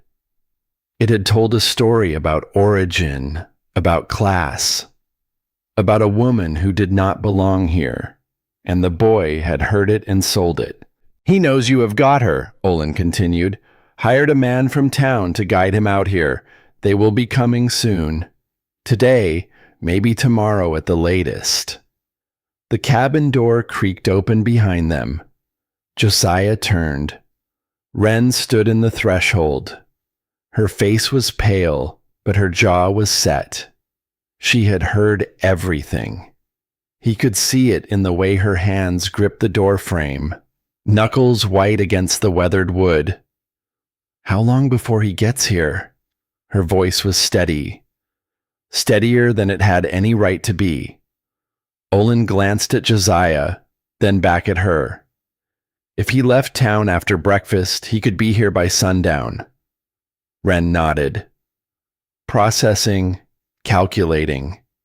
The same look she had worn in those first days, the weighing of risk and option and cost. But different now.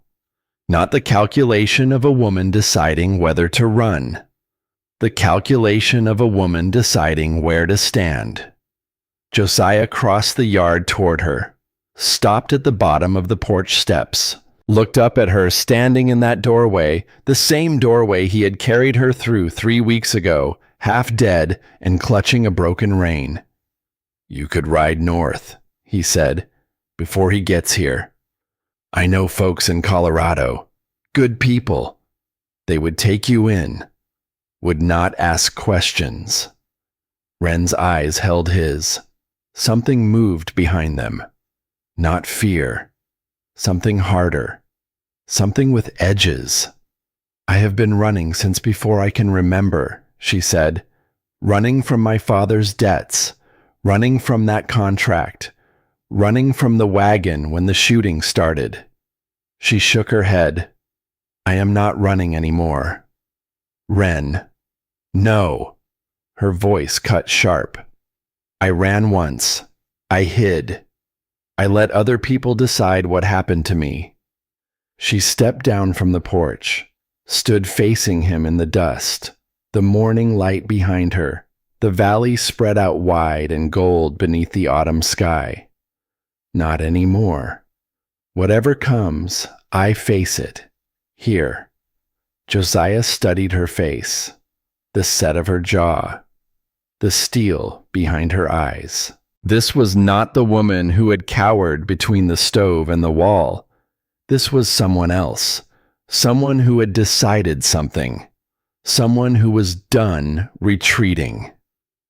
"All right," he said. "Then we face it together." Olin cleared his throat. "I will spread word among the neighbors. There are folks who will not take kindly to a man coming out here trying to drag off a woman like she is cattle. Might not be able to stop him legal, but we can make it harder." "I appreciate it, Olin." The older man mounted his horse, looked down at them from the saddle. His face was grim, but his eyes were kind. The eyes of a man who had lived long enough to know that the law and justice did not always ride the same horse. "Watch yourselves," he said. "Man like that does not ride 2 days to go home empty-handed." He turned the horse and rode out, slower now, letting the animal recover. Josiah watched until he disappeared over the ridge, until the dust settled and the hoofbeats faded and the valley returned to its ancient, indifferent silence. The rest of the day passed in tense quiet. Josiah cleaned the rifle, loaded it, set it by the door. Wren moved through her chores with a stillness that was not peace but purpose, her eyes drifting toward the horizon with each trip to the well, each walk to the chicken coop, each moment on the porch where she paused and looked south and west and listened for the sound of horses that had not yet come. Night fell. They ate supper without speaking. The fire burned low. Josiah sat in his chair by the window, watching the darkness beyond the glass. Wren sat at the table, hands wrapped around a cup of cold coffee. Neither of them slept. The stars turned above the cabin. An owl hunted the far meadow, its shadow crossing the moonlit grass in silence. The wind came and went and came again, carrying nothing but cold air and the smell of frost and the long, patient quiet of a land that had seen trouble come and go 1,000 times and would see it 1,000 more. On the table between them, Emmett's book lay open, the cow still jumping over the moon, and in her pocket, the letter with the broken wax seal, and in his shirt, near his heart, the gold ring that he had carried since the day he found her. 3 objects, 3 questions, and somewhere out there in the dark, riding toward them with papers and guns and the certainty of a man who has never been told no, the answer was coming. Dawn broke gray and cold. Mist hung in the valley like smoke from a fire that would not die. Josiah stood on the porch, coffee in hand, watching the light spread across the hills in thin bands of silver and pale gold. His eyes were gritty from the sleepless night. His shoulders ached with the kind of tension that lives not in the muscles, but in the waiting, in the knowing that something is coming and not being able to stop it.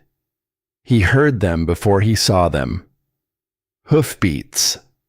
Distant at first, like a heartbeat heard through a wall. Then closer. Growing. The sound of iron shoes on packed earth, steady and unhurried. The rhythm of men who knew they had time. The rhythm of men who were used to getting what they came for.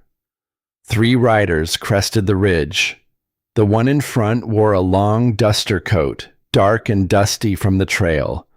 Tall, broad in the shoulders.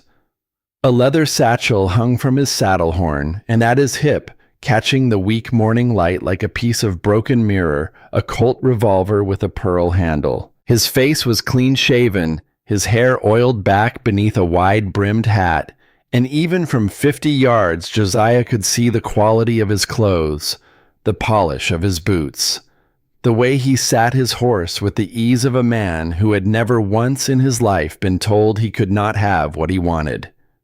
Garrett Pardo. He rode the way rich men ride, loose in the saddle, one hand on the reins, the other resting on his thigh near the pearl handle, not reaching for it, not needing to. The gun was a statement, not a threat. The threat was everything else. The money, the papers, the 2 men behind him with their shotguns, and their silence, and their willingness to do whatever they were paid to do without asking why. The 2 men behind him rode with shotguns across their laps. The one on the left was thick and silent, the kind of man who existed only as an extension of the weapon he carried. The one on the right was different, leaner, younger. His eyes moved across the property with a watchfulness that was not menace but exhaustion, the gaze of a man who had seen too many mornings like this one and was tired of all of them. His name, Josiah would learn later, was Cade. They approached at an easy pace, no hurry, no rush. 3 men and 4 horses, and the quiet confidence of money and law riding together. Josiah set down his coffee cup on the porch rail. His hand moved to the rifle leaning against the post. He did not pick it up. Not yet. Just let his fingers rest against the stock, feeling the grain of the wood, the cool metal of the barrel. Garrett reined his horse to a stop 15 feet from the porch. His eyes found Josiah first, dismissed him the way a man dismisses furniture, then moved past to the cabin door. Wren stood in the threshold. She had dressed before dawn. Bessa's calico dress, the blue one, her hair pulled back, her hands at her sides. Her face was white, but her jaw was set, and she stood in that doorway the way a person stands when they have decided they are done retreating. Garrett's face changed. A slow smile spread across his features. Not warm, not kind. The smile of a man who has found something that belongs to him and is pleased to see it has not been damaged beyond repair. "Well now," he said. His voice was deep, smooth, practiced. The voice of a man who had spent his life in rooms where his word was the final one. There you are. Josiah stepped forward, positioning himself between Garrett and the door. His body blocked the line of sight, broke the connection between the man on the horse and the woman in the doorway. Can I help you? Garrett did not look at him. His eyes stayed fixed on Wren, looking past Josiah the way you look past a fence when the thing you want is on the other side.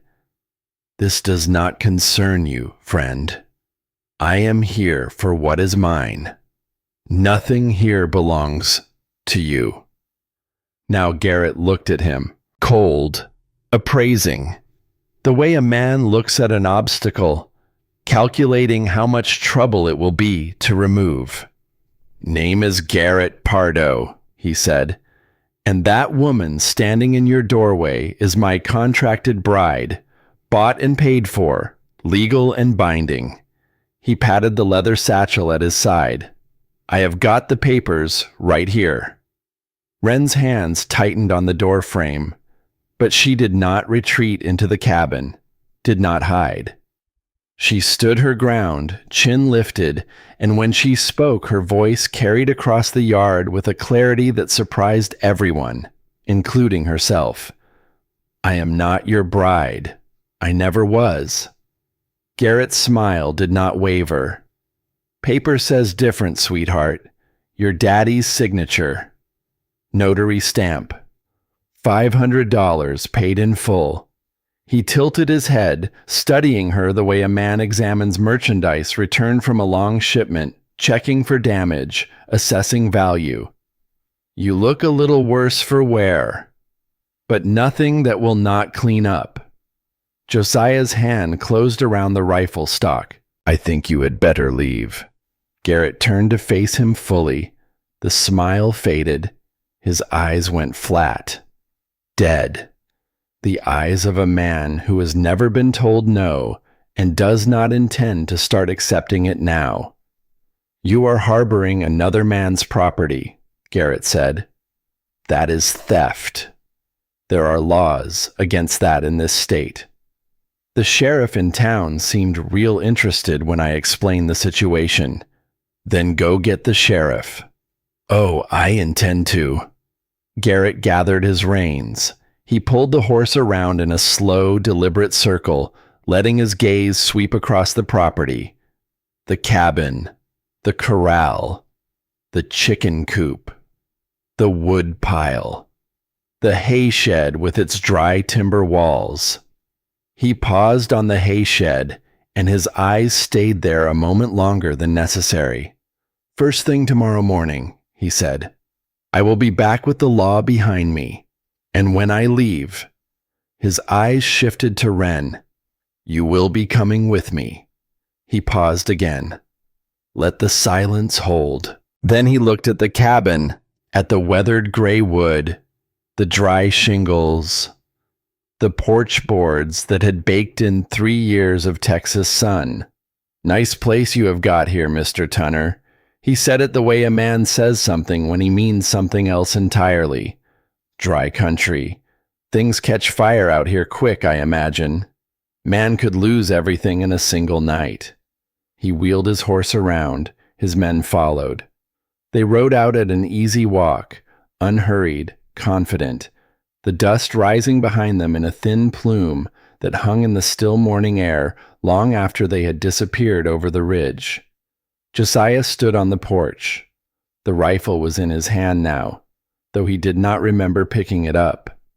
Behind him, Wren's voice came soft and strained. He will be back. I know, and the law will be on his side.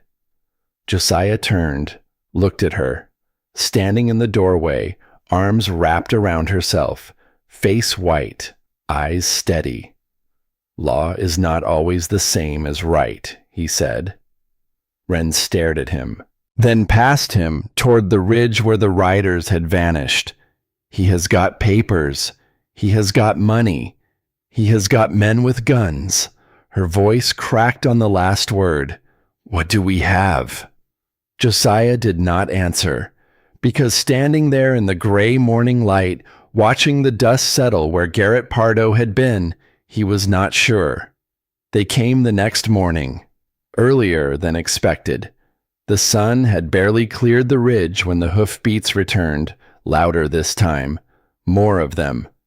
Josiah counted from the porch, Garrett in front, the two hired guns behind him, and beside Garrett, riding a brown gelding with a star on its forehead, the sheriff. Tin badge catching the morning light. A man in his 50s with a mustache that drooped past his chin and the look of someone who had been dragged from his breakfast to do something he did not want to do. They stopped at the gate. Garrett swung down first. Then the sheriff, moving slower, tugging at his collar.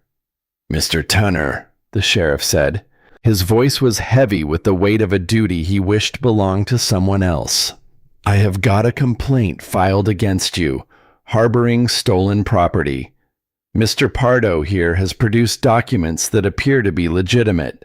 A mail-order bride contract, signed, notarized, and paid in full." "She is not property," Josiah said. The sheriff sighed, rubbed the back of his neck. "I understand your position, Mr. Tunner.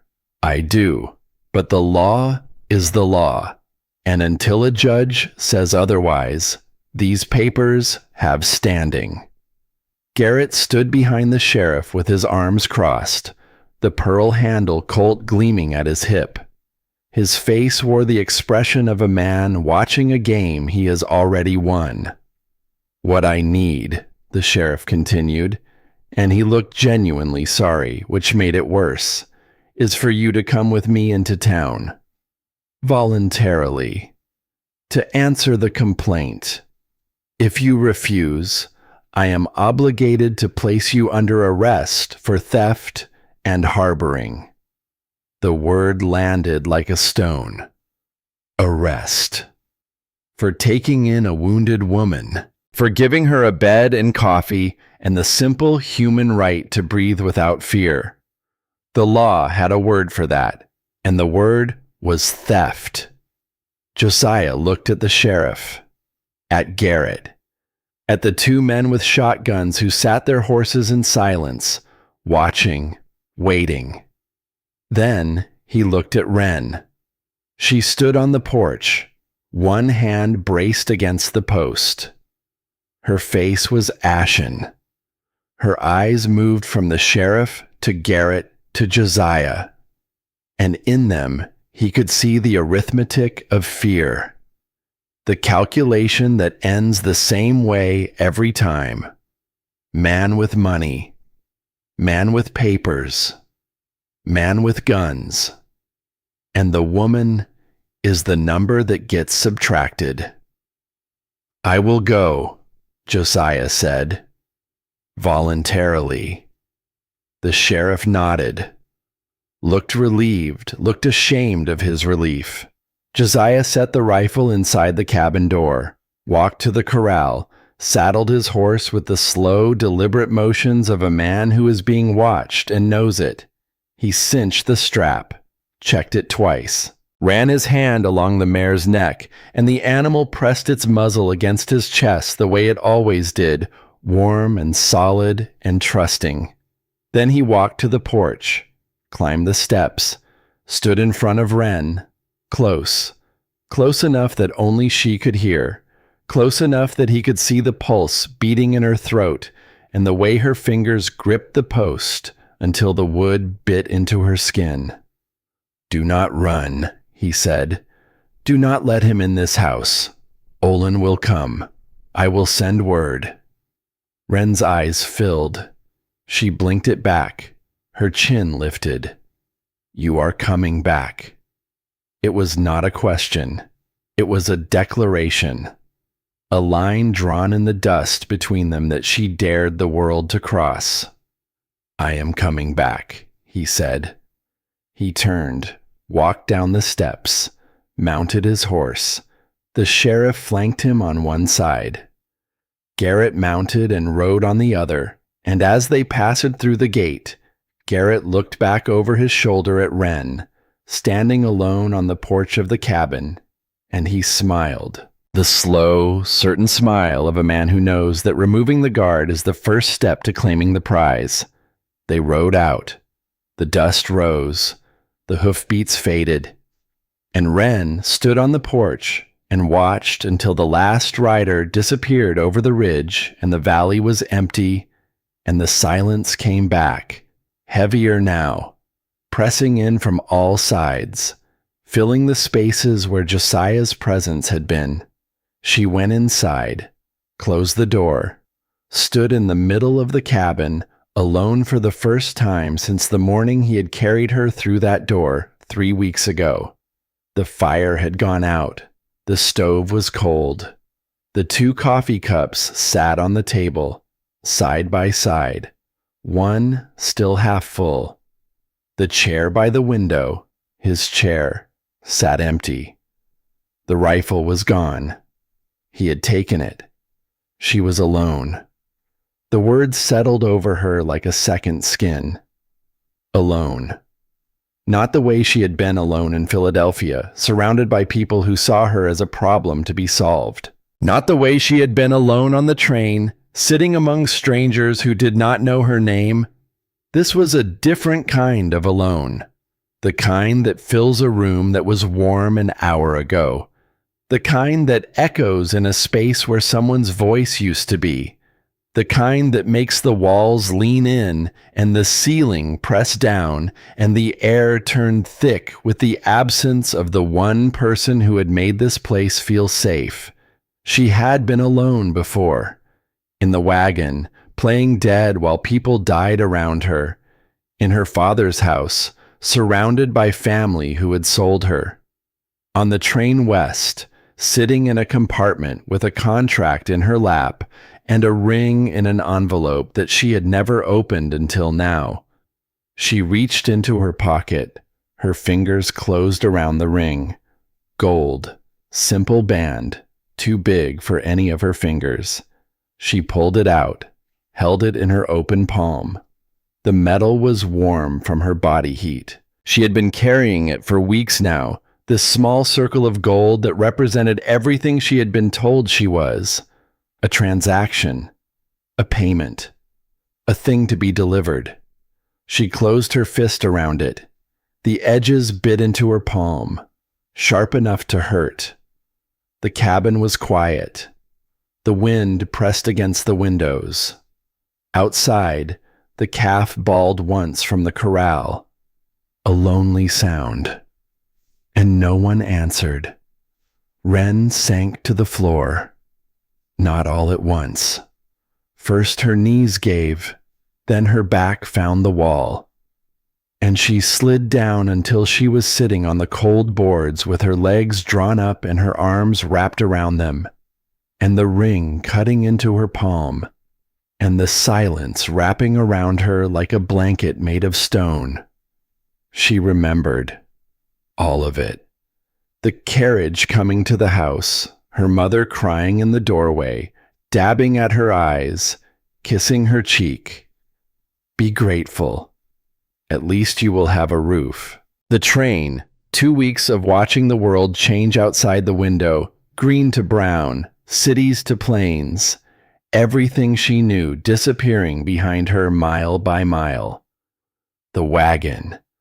The other women cooing over the ring like it meant something. And then the gunfire, the screaming, the mud and the blood, and the smell of smoke, and copper, her hands clawing at the ground, someone's boot on her back, pressing her face into the wet earth, the taste of dirt, the sound of dying, and her, lying still, playing dead, surviving by doing nothing while everyone around her did not survive at all. Coward. The word rose up from the place where she kept it, the locked room at the center of herself where she stored the truths she could not face. She had hidden.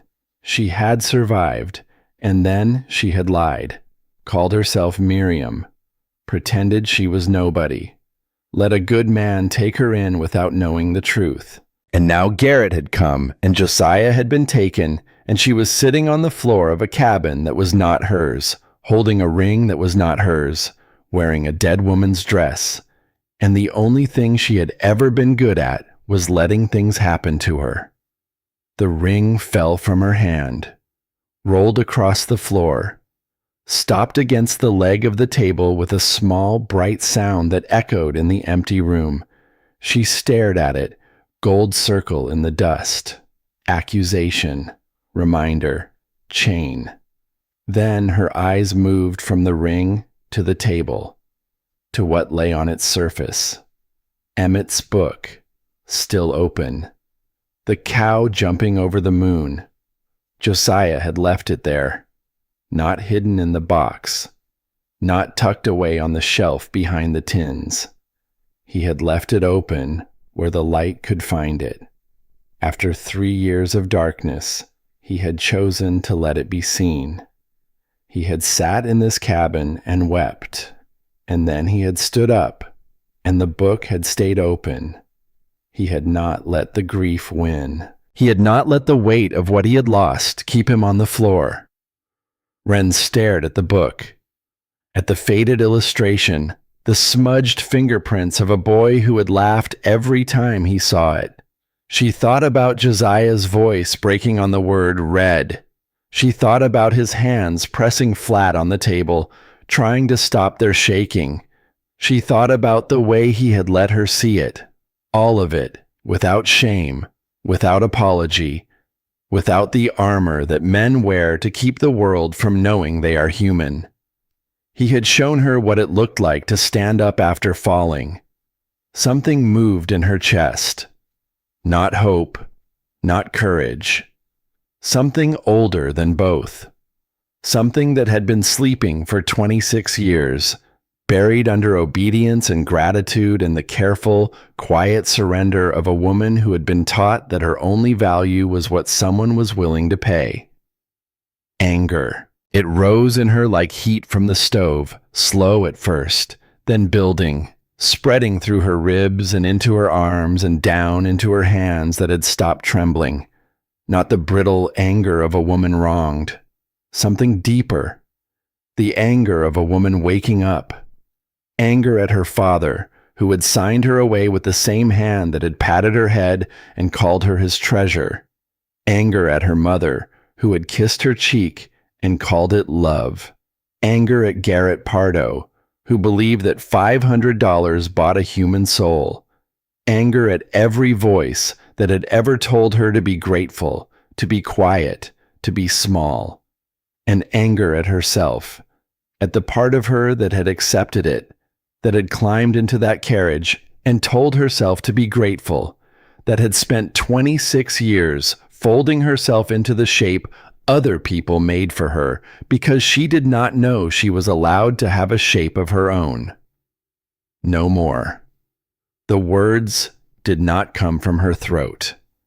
They came from somewhere deeper, from the place where the coward lived, the place where the hidden girl crouched in the mud with dirt in her mouth. And the girl stood up. And the word that came out of her was not a whisper.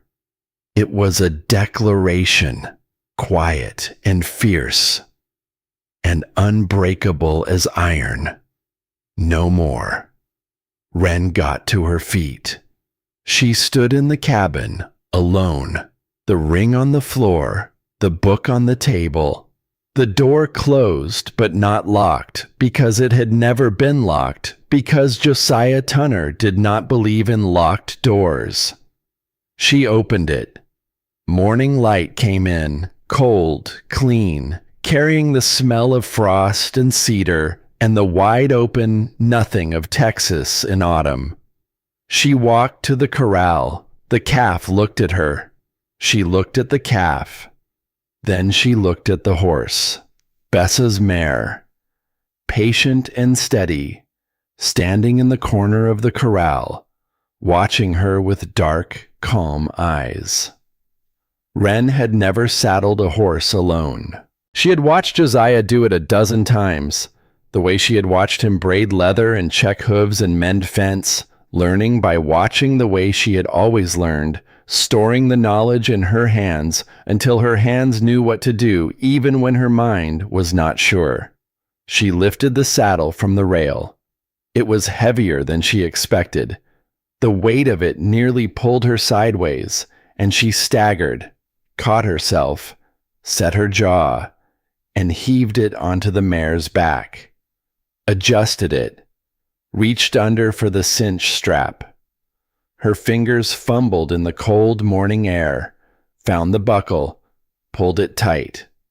Checked it the way he checked it, tugging twice to make sure. The mare stood still, patient, waiting, as if she had been waiting for exactly this. Wren led her to the gate, mounted. Her skirt bunched around her knees, and the stirrups were too long, and the saddle felt enormous beneath her, but she gathered the reins the way she had seen him gather them, and the mare responded, turning toward the road, toward town, toward the place where Josiah was being held, and Garrett was waiting, and the whole ugly machinery of law and money and ownership was grinding toward a conclusion that everyone except Wren had already accepted. She rode out of the yard. The cabin grew small behind her. The valley opened up ahead, brown and gold and wide, and the road stretched south through the hills like a question that had only one answer. Halfway down the ridge, she saw the wagon coming up from the east. A black buggy, drawn by a single horse, driven by a woman in a black dress with a silver brooch. Mrs. Lenora Grady. The buggy stopped. The two women looked at each other across the morning. Wren on horseback, sitting straight in a borrowed saddle, wearing a dead woman's dress. Mrs. Grady in her buggy, reins in her gloved hands, the same woman who had stood on the boardwalk and questioned her right to exist in a decent man's cabin. Mrs. Grady's eyes moved over Wren, over the set of her jaw, the direction she was riding, the fact that she was riding alone. Something in the older woman's face shifted, not softened exactly, rearranged. The way a landscape rearranges itself after a storm, the same elements in a different order, the same hills and valleys, but the light falling differently across them. "I lost my husband 12 years ago," Mrs. Grady said. Her voice carried clear and hard across the cold morning air. "Good man. Worked himself to death on 40 acres and left me with nothing but the land and the opinion of every man in town about what I should do with it." She wrapped the reins once around her gloved fist. "If anyone had told me I belonged to the next man willing to pay, I would have buried them beside him." Wren stared at her, her throat tight, her eyes burning. She had expected judgment from this woman, had braced for it the way she braced for everything, with her chin up and her teeth clenched and the certainty that the blow was coming. She had not expected this. Mrs. Grady looked toward town, then back at Wren. "I imagine you are heading somewhere important," she said. "Yes, ma'am." Mrs. Grady turned her buggy. The horse wheeled around on the narrow road, hooves crunching on the frozen dirt. "Then I imagine you could use the company." They rode together down the ridge and into the valley. Two women, one old, one young. One who had fought this battle decades ago, and one who was riding toward it for the first time. The town appeared below them, small and quiet in the morning light, smoke rising from chimneys, a dog crossing the empty street. And in the square in front of the saloon, 3 horses stood tied to the rail. One of them wore a saddle with a leather satchel hanging from the horn. Garrett Pardo was already there, already waiting, already certain that he had won. He had not counted on this. He had not counted on a woman who had learned, in the space of 3 weeks in a quiet cabin, that she was allowed to stand up, that she was allowed to speak, that her voice mattered and her choice was her own. The town waited. The morning waited. And Wren Holloway rode toward both of them with her hands steady on the reins and the ring in her pocket, and nothing left to lose except the life she had finally decided was worth fighting for. The square was full. Word had traveled the way word always travels in small towns, through open windows and across back fences and over the counter of the general store, where the boy with the red hair was nowhere to be seen, having had the good sense to make himself scarce. 30 people, maybe more. Farmers in work clothes, women with aprons still tied, children peering from behind their mothers' skirts. The old men from the benches outside the feed store who had watched this town's business for decades and were not about to miss this. Garrett Pardo stood in the center of the square. His duster coat was brushed clean, his boots polished, his hair oiled back.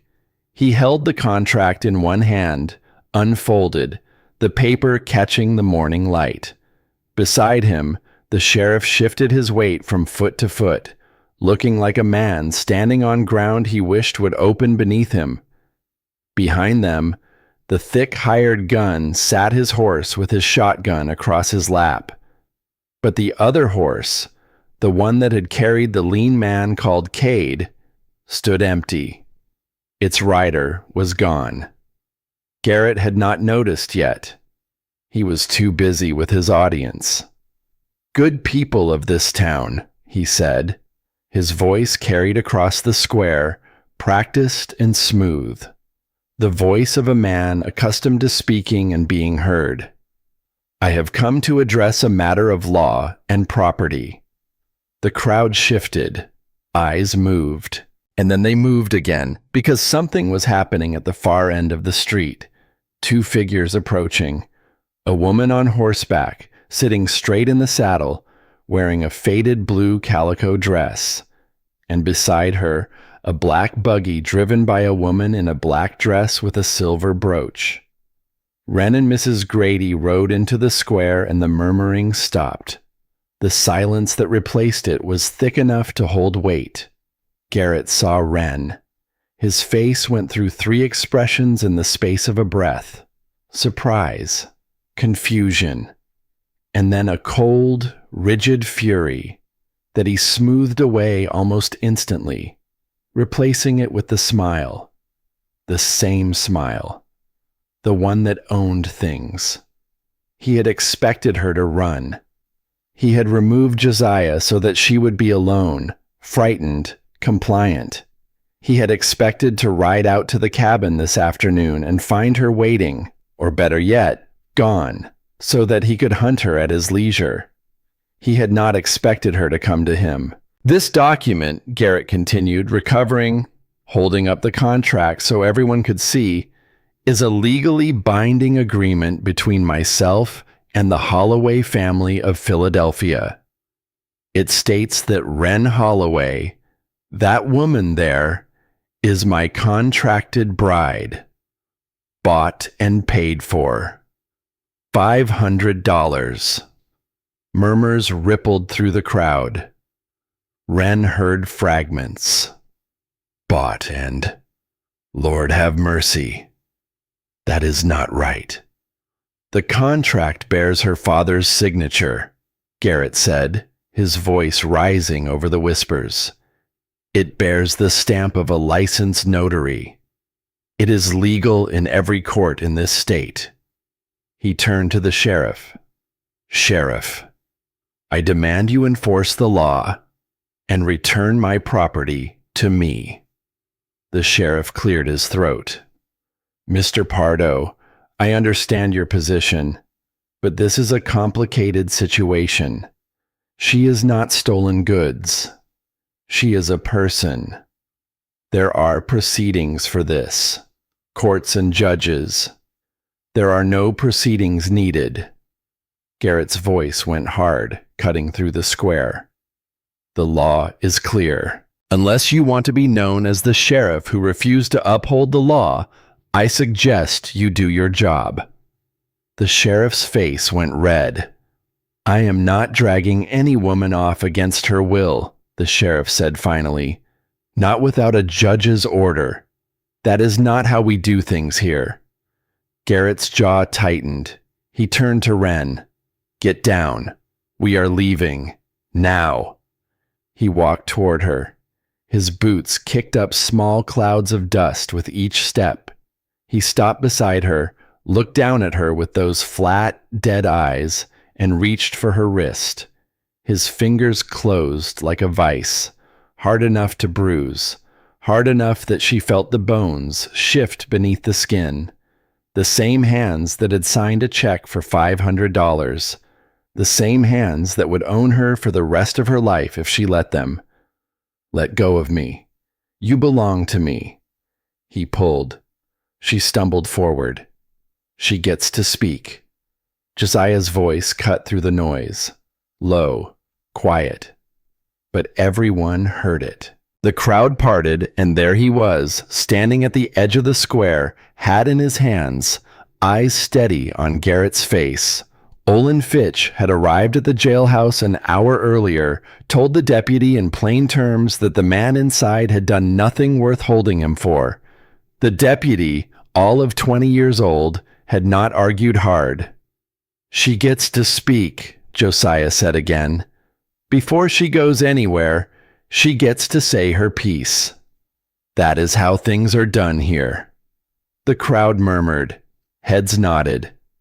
An old woman's voice, clear and sharp as a bell. Let the girl talk. Garrett's grip tightened on Wren's wrist. His smile had vanished. His eyes moved across the crowd, calculating, measuring, searching for the angle that would give him back control. Wren pulled. The motion surprised even her. She yanked her arm back, twisted her wrist the way she had watched Josiah twist a rope, a quick, sharp rotation that broke the grip at its weakest point, and Garrett's fingers slipped free. She stumbled, caught herself, stood in the dust of the main street, breathing hard. She walked toward the saloon porch. 1 step. 2. Her legs felt like water.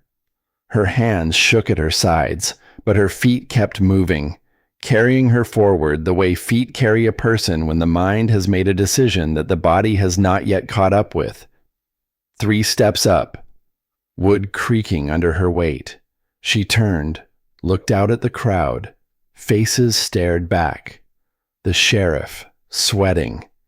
Garrett, red-faced, jaw clenched. Mrs. Grady, standing like a wall. The townspeople, silent and watching. And Josiah, standing at the edge of it all, his eyes on her face, not telling her what to say, not pushing, not pulling, just present, the way he had been present since the morning he sat on the floor of the cabin and breathed steady while she shook. Wren's hand went to her pocket, found the ring. She pulled it out, held it up so everyone could see. Gold catching the morning light. Her voice cracked on the first word. I was never yours. Garrett stepped forward. You were paid for. My father signed that paper. Wren's voice grew steadier, stronger, fed by the anger that had gotten her out of the cabin and onto the horse and down the ridge and into this square. I did not. The crowd murmured. Women nodded. Men exchanged glances. I was on a train for 2 weeks, Wren continued. Then a stagecoach. Then a wagon. Nobody asked me if I wanted to go. Nobody asked me if I wanted to be married. My father needed money, so he sold me. She held up the ring. This came in the mail. I never tried it on, never wanted to. I wore it around my neck on a string because my mother said I should be grateful. She opened her hand. Let the ring fall. It dropped into the dirt, bounced once, and settled in the brown dust at the foot of the porch steps. Small, gold, meaningless. I lived through something most folks do not. Her voice carried across the silent square, clear and strong and shaking only at the edges, the way a flame shakes in the wind but does not go out. Wagon burning, people dying. I crawled out of that on my hands and knees. I reckon the good Lord did not pull me from that fire just to see me walk into another one. She looked at Garrett, met his eyes. I am not crawling into something worse. Garrett's hand moved toward the pearl handle Colt at his hip. The crowd drew back. Someone gasped. Wren did not flinch, did not step away. 3 weeks ago, she would have. 3 weeks ago, she would have folded. But 3 weeks ago, she had not yet discovered what lived beneath the fear. You want a wife? She said. Find one who wants you back. I do not. Silence. Garrett's hand hovered over his gun. His eyes flicked to the crowd, to the sheriff, who had moved his hand to his belt, to the farmers stepping forward with set jaws, to Mrs. Grady, arms crossed, chin raised, to Josiah, still and steady. If he drew now, he would be dragging a woman away at gunpoint in front of 40 witnesses. He would be the villain of every story told in this county for the next 50 years. Garrett's hand dropped to his side. He stood there a moment, the silence stretched, 40 faces watching him, and in every one of them the same expression. Not pity, not anger, something worse. The quiet, settled certainty of people who have already decided what kind of man he is and will remember it for the rest of their lives. He walked to the ring lying in the dust, bent down, picked it up, looked at it in his palm. Then he threw it at her feet. Keep it, he said. Remind yourself of what you threw away. He turned, walked to his horse, mounted. His one remaining hired gun followed. They rode out of town at a gallop, dust rising behind them like a storm retreating, and the sound of their hoofbeats faded and faded and faded until there was nothing left but the wind and the silence and the 40 people standing in the square looking at the woman on the porch. Wren's legs gave out. She sat down hard on the steps. Her hands trembled. Her whole body trembled. But when she raised her head, Josiah was there, standing at the bottom of the steps, looking up at her. It is over, he said. Wren looked at the ring lying in the dirt between them. Gold and dust. Is it? The crowd dispersed slowly. One woman stopped at the bottom of the steps, gray-haired, wearing a faded dress and an apron stained with flour. She reached up and squeezed Wren's hand without saying a word. Then she was gone. They rode home side by side. The road stretched ahead under the midday sun, pale and dusty, hills rising on either side with brown grass rippling in the wind. Neither spoke. The silence was not empty. It was full of things that did not need saying, full of an understanding that went deeper than words could reach. Wren noticed things she had missed on the ride in. Wildflowers in the ditch, purple and yellow, stubborn blooms pushing through dry soil. A creek bed with smooth dark stones that caught the light. A stand of cottonwoods in the distance, their leaves turning gold with the season, spinning in the breeze like coins. This was Texas, the land she had been sent to as cargo, the land she had feared. It did not look like a prison anymore. It looked like a place where a person might choose to stay. The cabin appeared as the sun touched the western hills. Smoke curled from the chimney. Olin Fitch had stopped by, kept the fire going while they were in town. Wren dismounted, stood at the bottom of the porch steps, behind the door, the life she had built these past weeks. The bed where she had slept, the table where she had eaten, the stove where she had burned biscuits and tried again. Behind her, the road stretched in every direction, open, free. She could walk down it right now and nobody would stop her and nobody would chase her. For the first time in her 26 years, the choice was entirely hers. Wren climbed the steps, 3 of them. Her hand found the latch. "Doors open," Josiah said from the bottom of the steps. "Same as always. You go in, you walk away.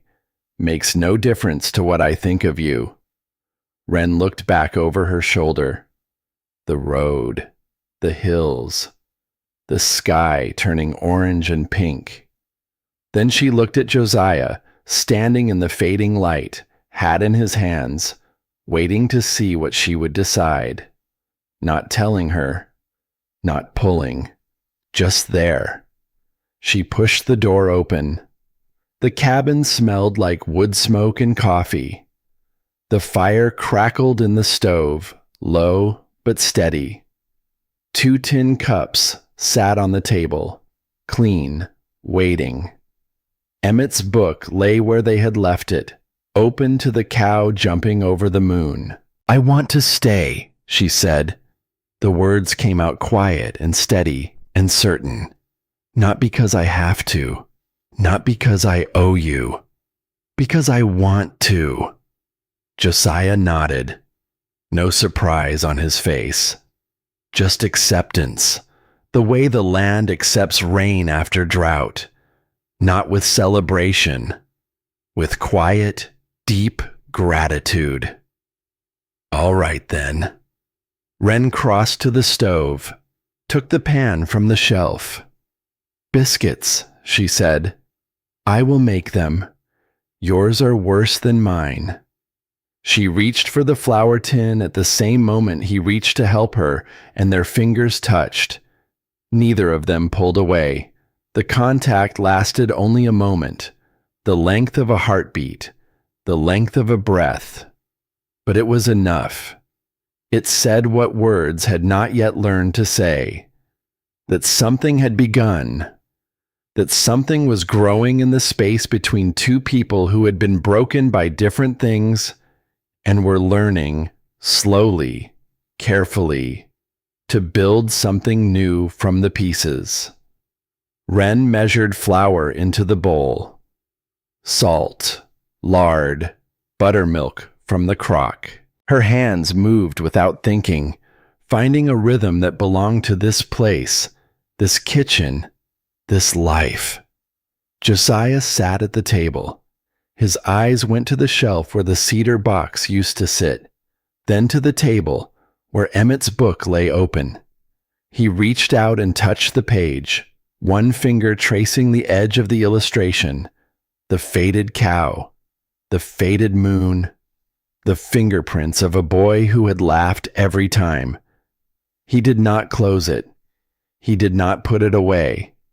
He let it stay. Outside, the first stars appeared. The evening star, bright and steady over the western ridge. The same star Wren had watched from the train, from the wagon, from her bedroom window in Philadelphia a lifetime ago.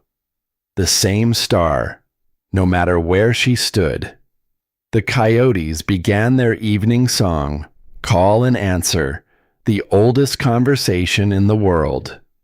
The calf bawled from the corral, and the mare answered with a soft nicker, and the wind moved through the cottonwood tree and made a sound like pages turning. The door stayed open, letting in the night air and the stars and the sound of a world that was still, despite everything, turning. Wren stood at the stove, baking biscuits in a dead woman's kitchen, wearing a dead woman's dress, building a life in the space that grief had hollowed out. And for the first time in her 26 years, she knew, really knew, with the certainty of a woman who has crawled through fire and stood up on the other side. She was exactly where she chose to be. There is a quiet that comes after a story like this. Not silence exactly. Something softer. The kind that settles in the chest and stays a while, asking nothing of you. Some of us know what it feels like to carry something heavy without anyone noticing, to smile when we are supposed to smile, to say yes when everything inside us whispers no. Perhaps you know what it means to finally speak. Not loudly, not perfectly, just to say the thing that needed saying, even when your voice shook. It is all right if this story stirred something you thought had settled. Not everything needs to be understood to matter. Not everything needs resolution to feel complete. Some things just need a place to rest. Thank you for staying until the end. Thank you for listening.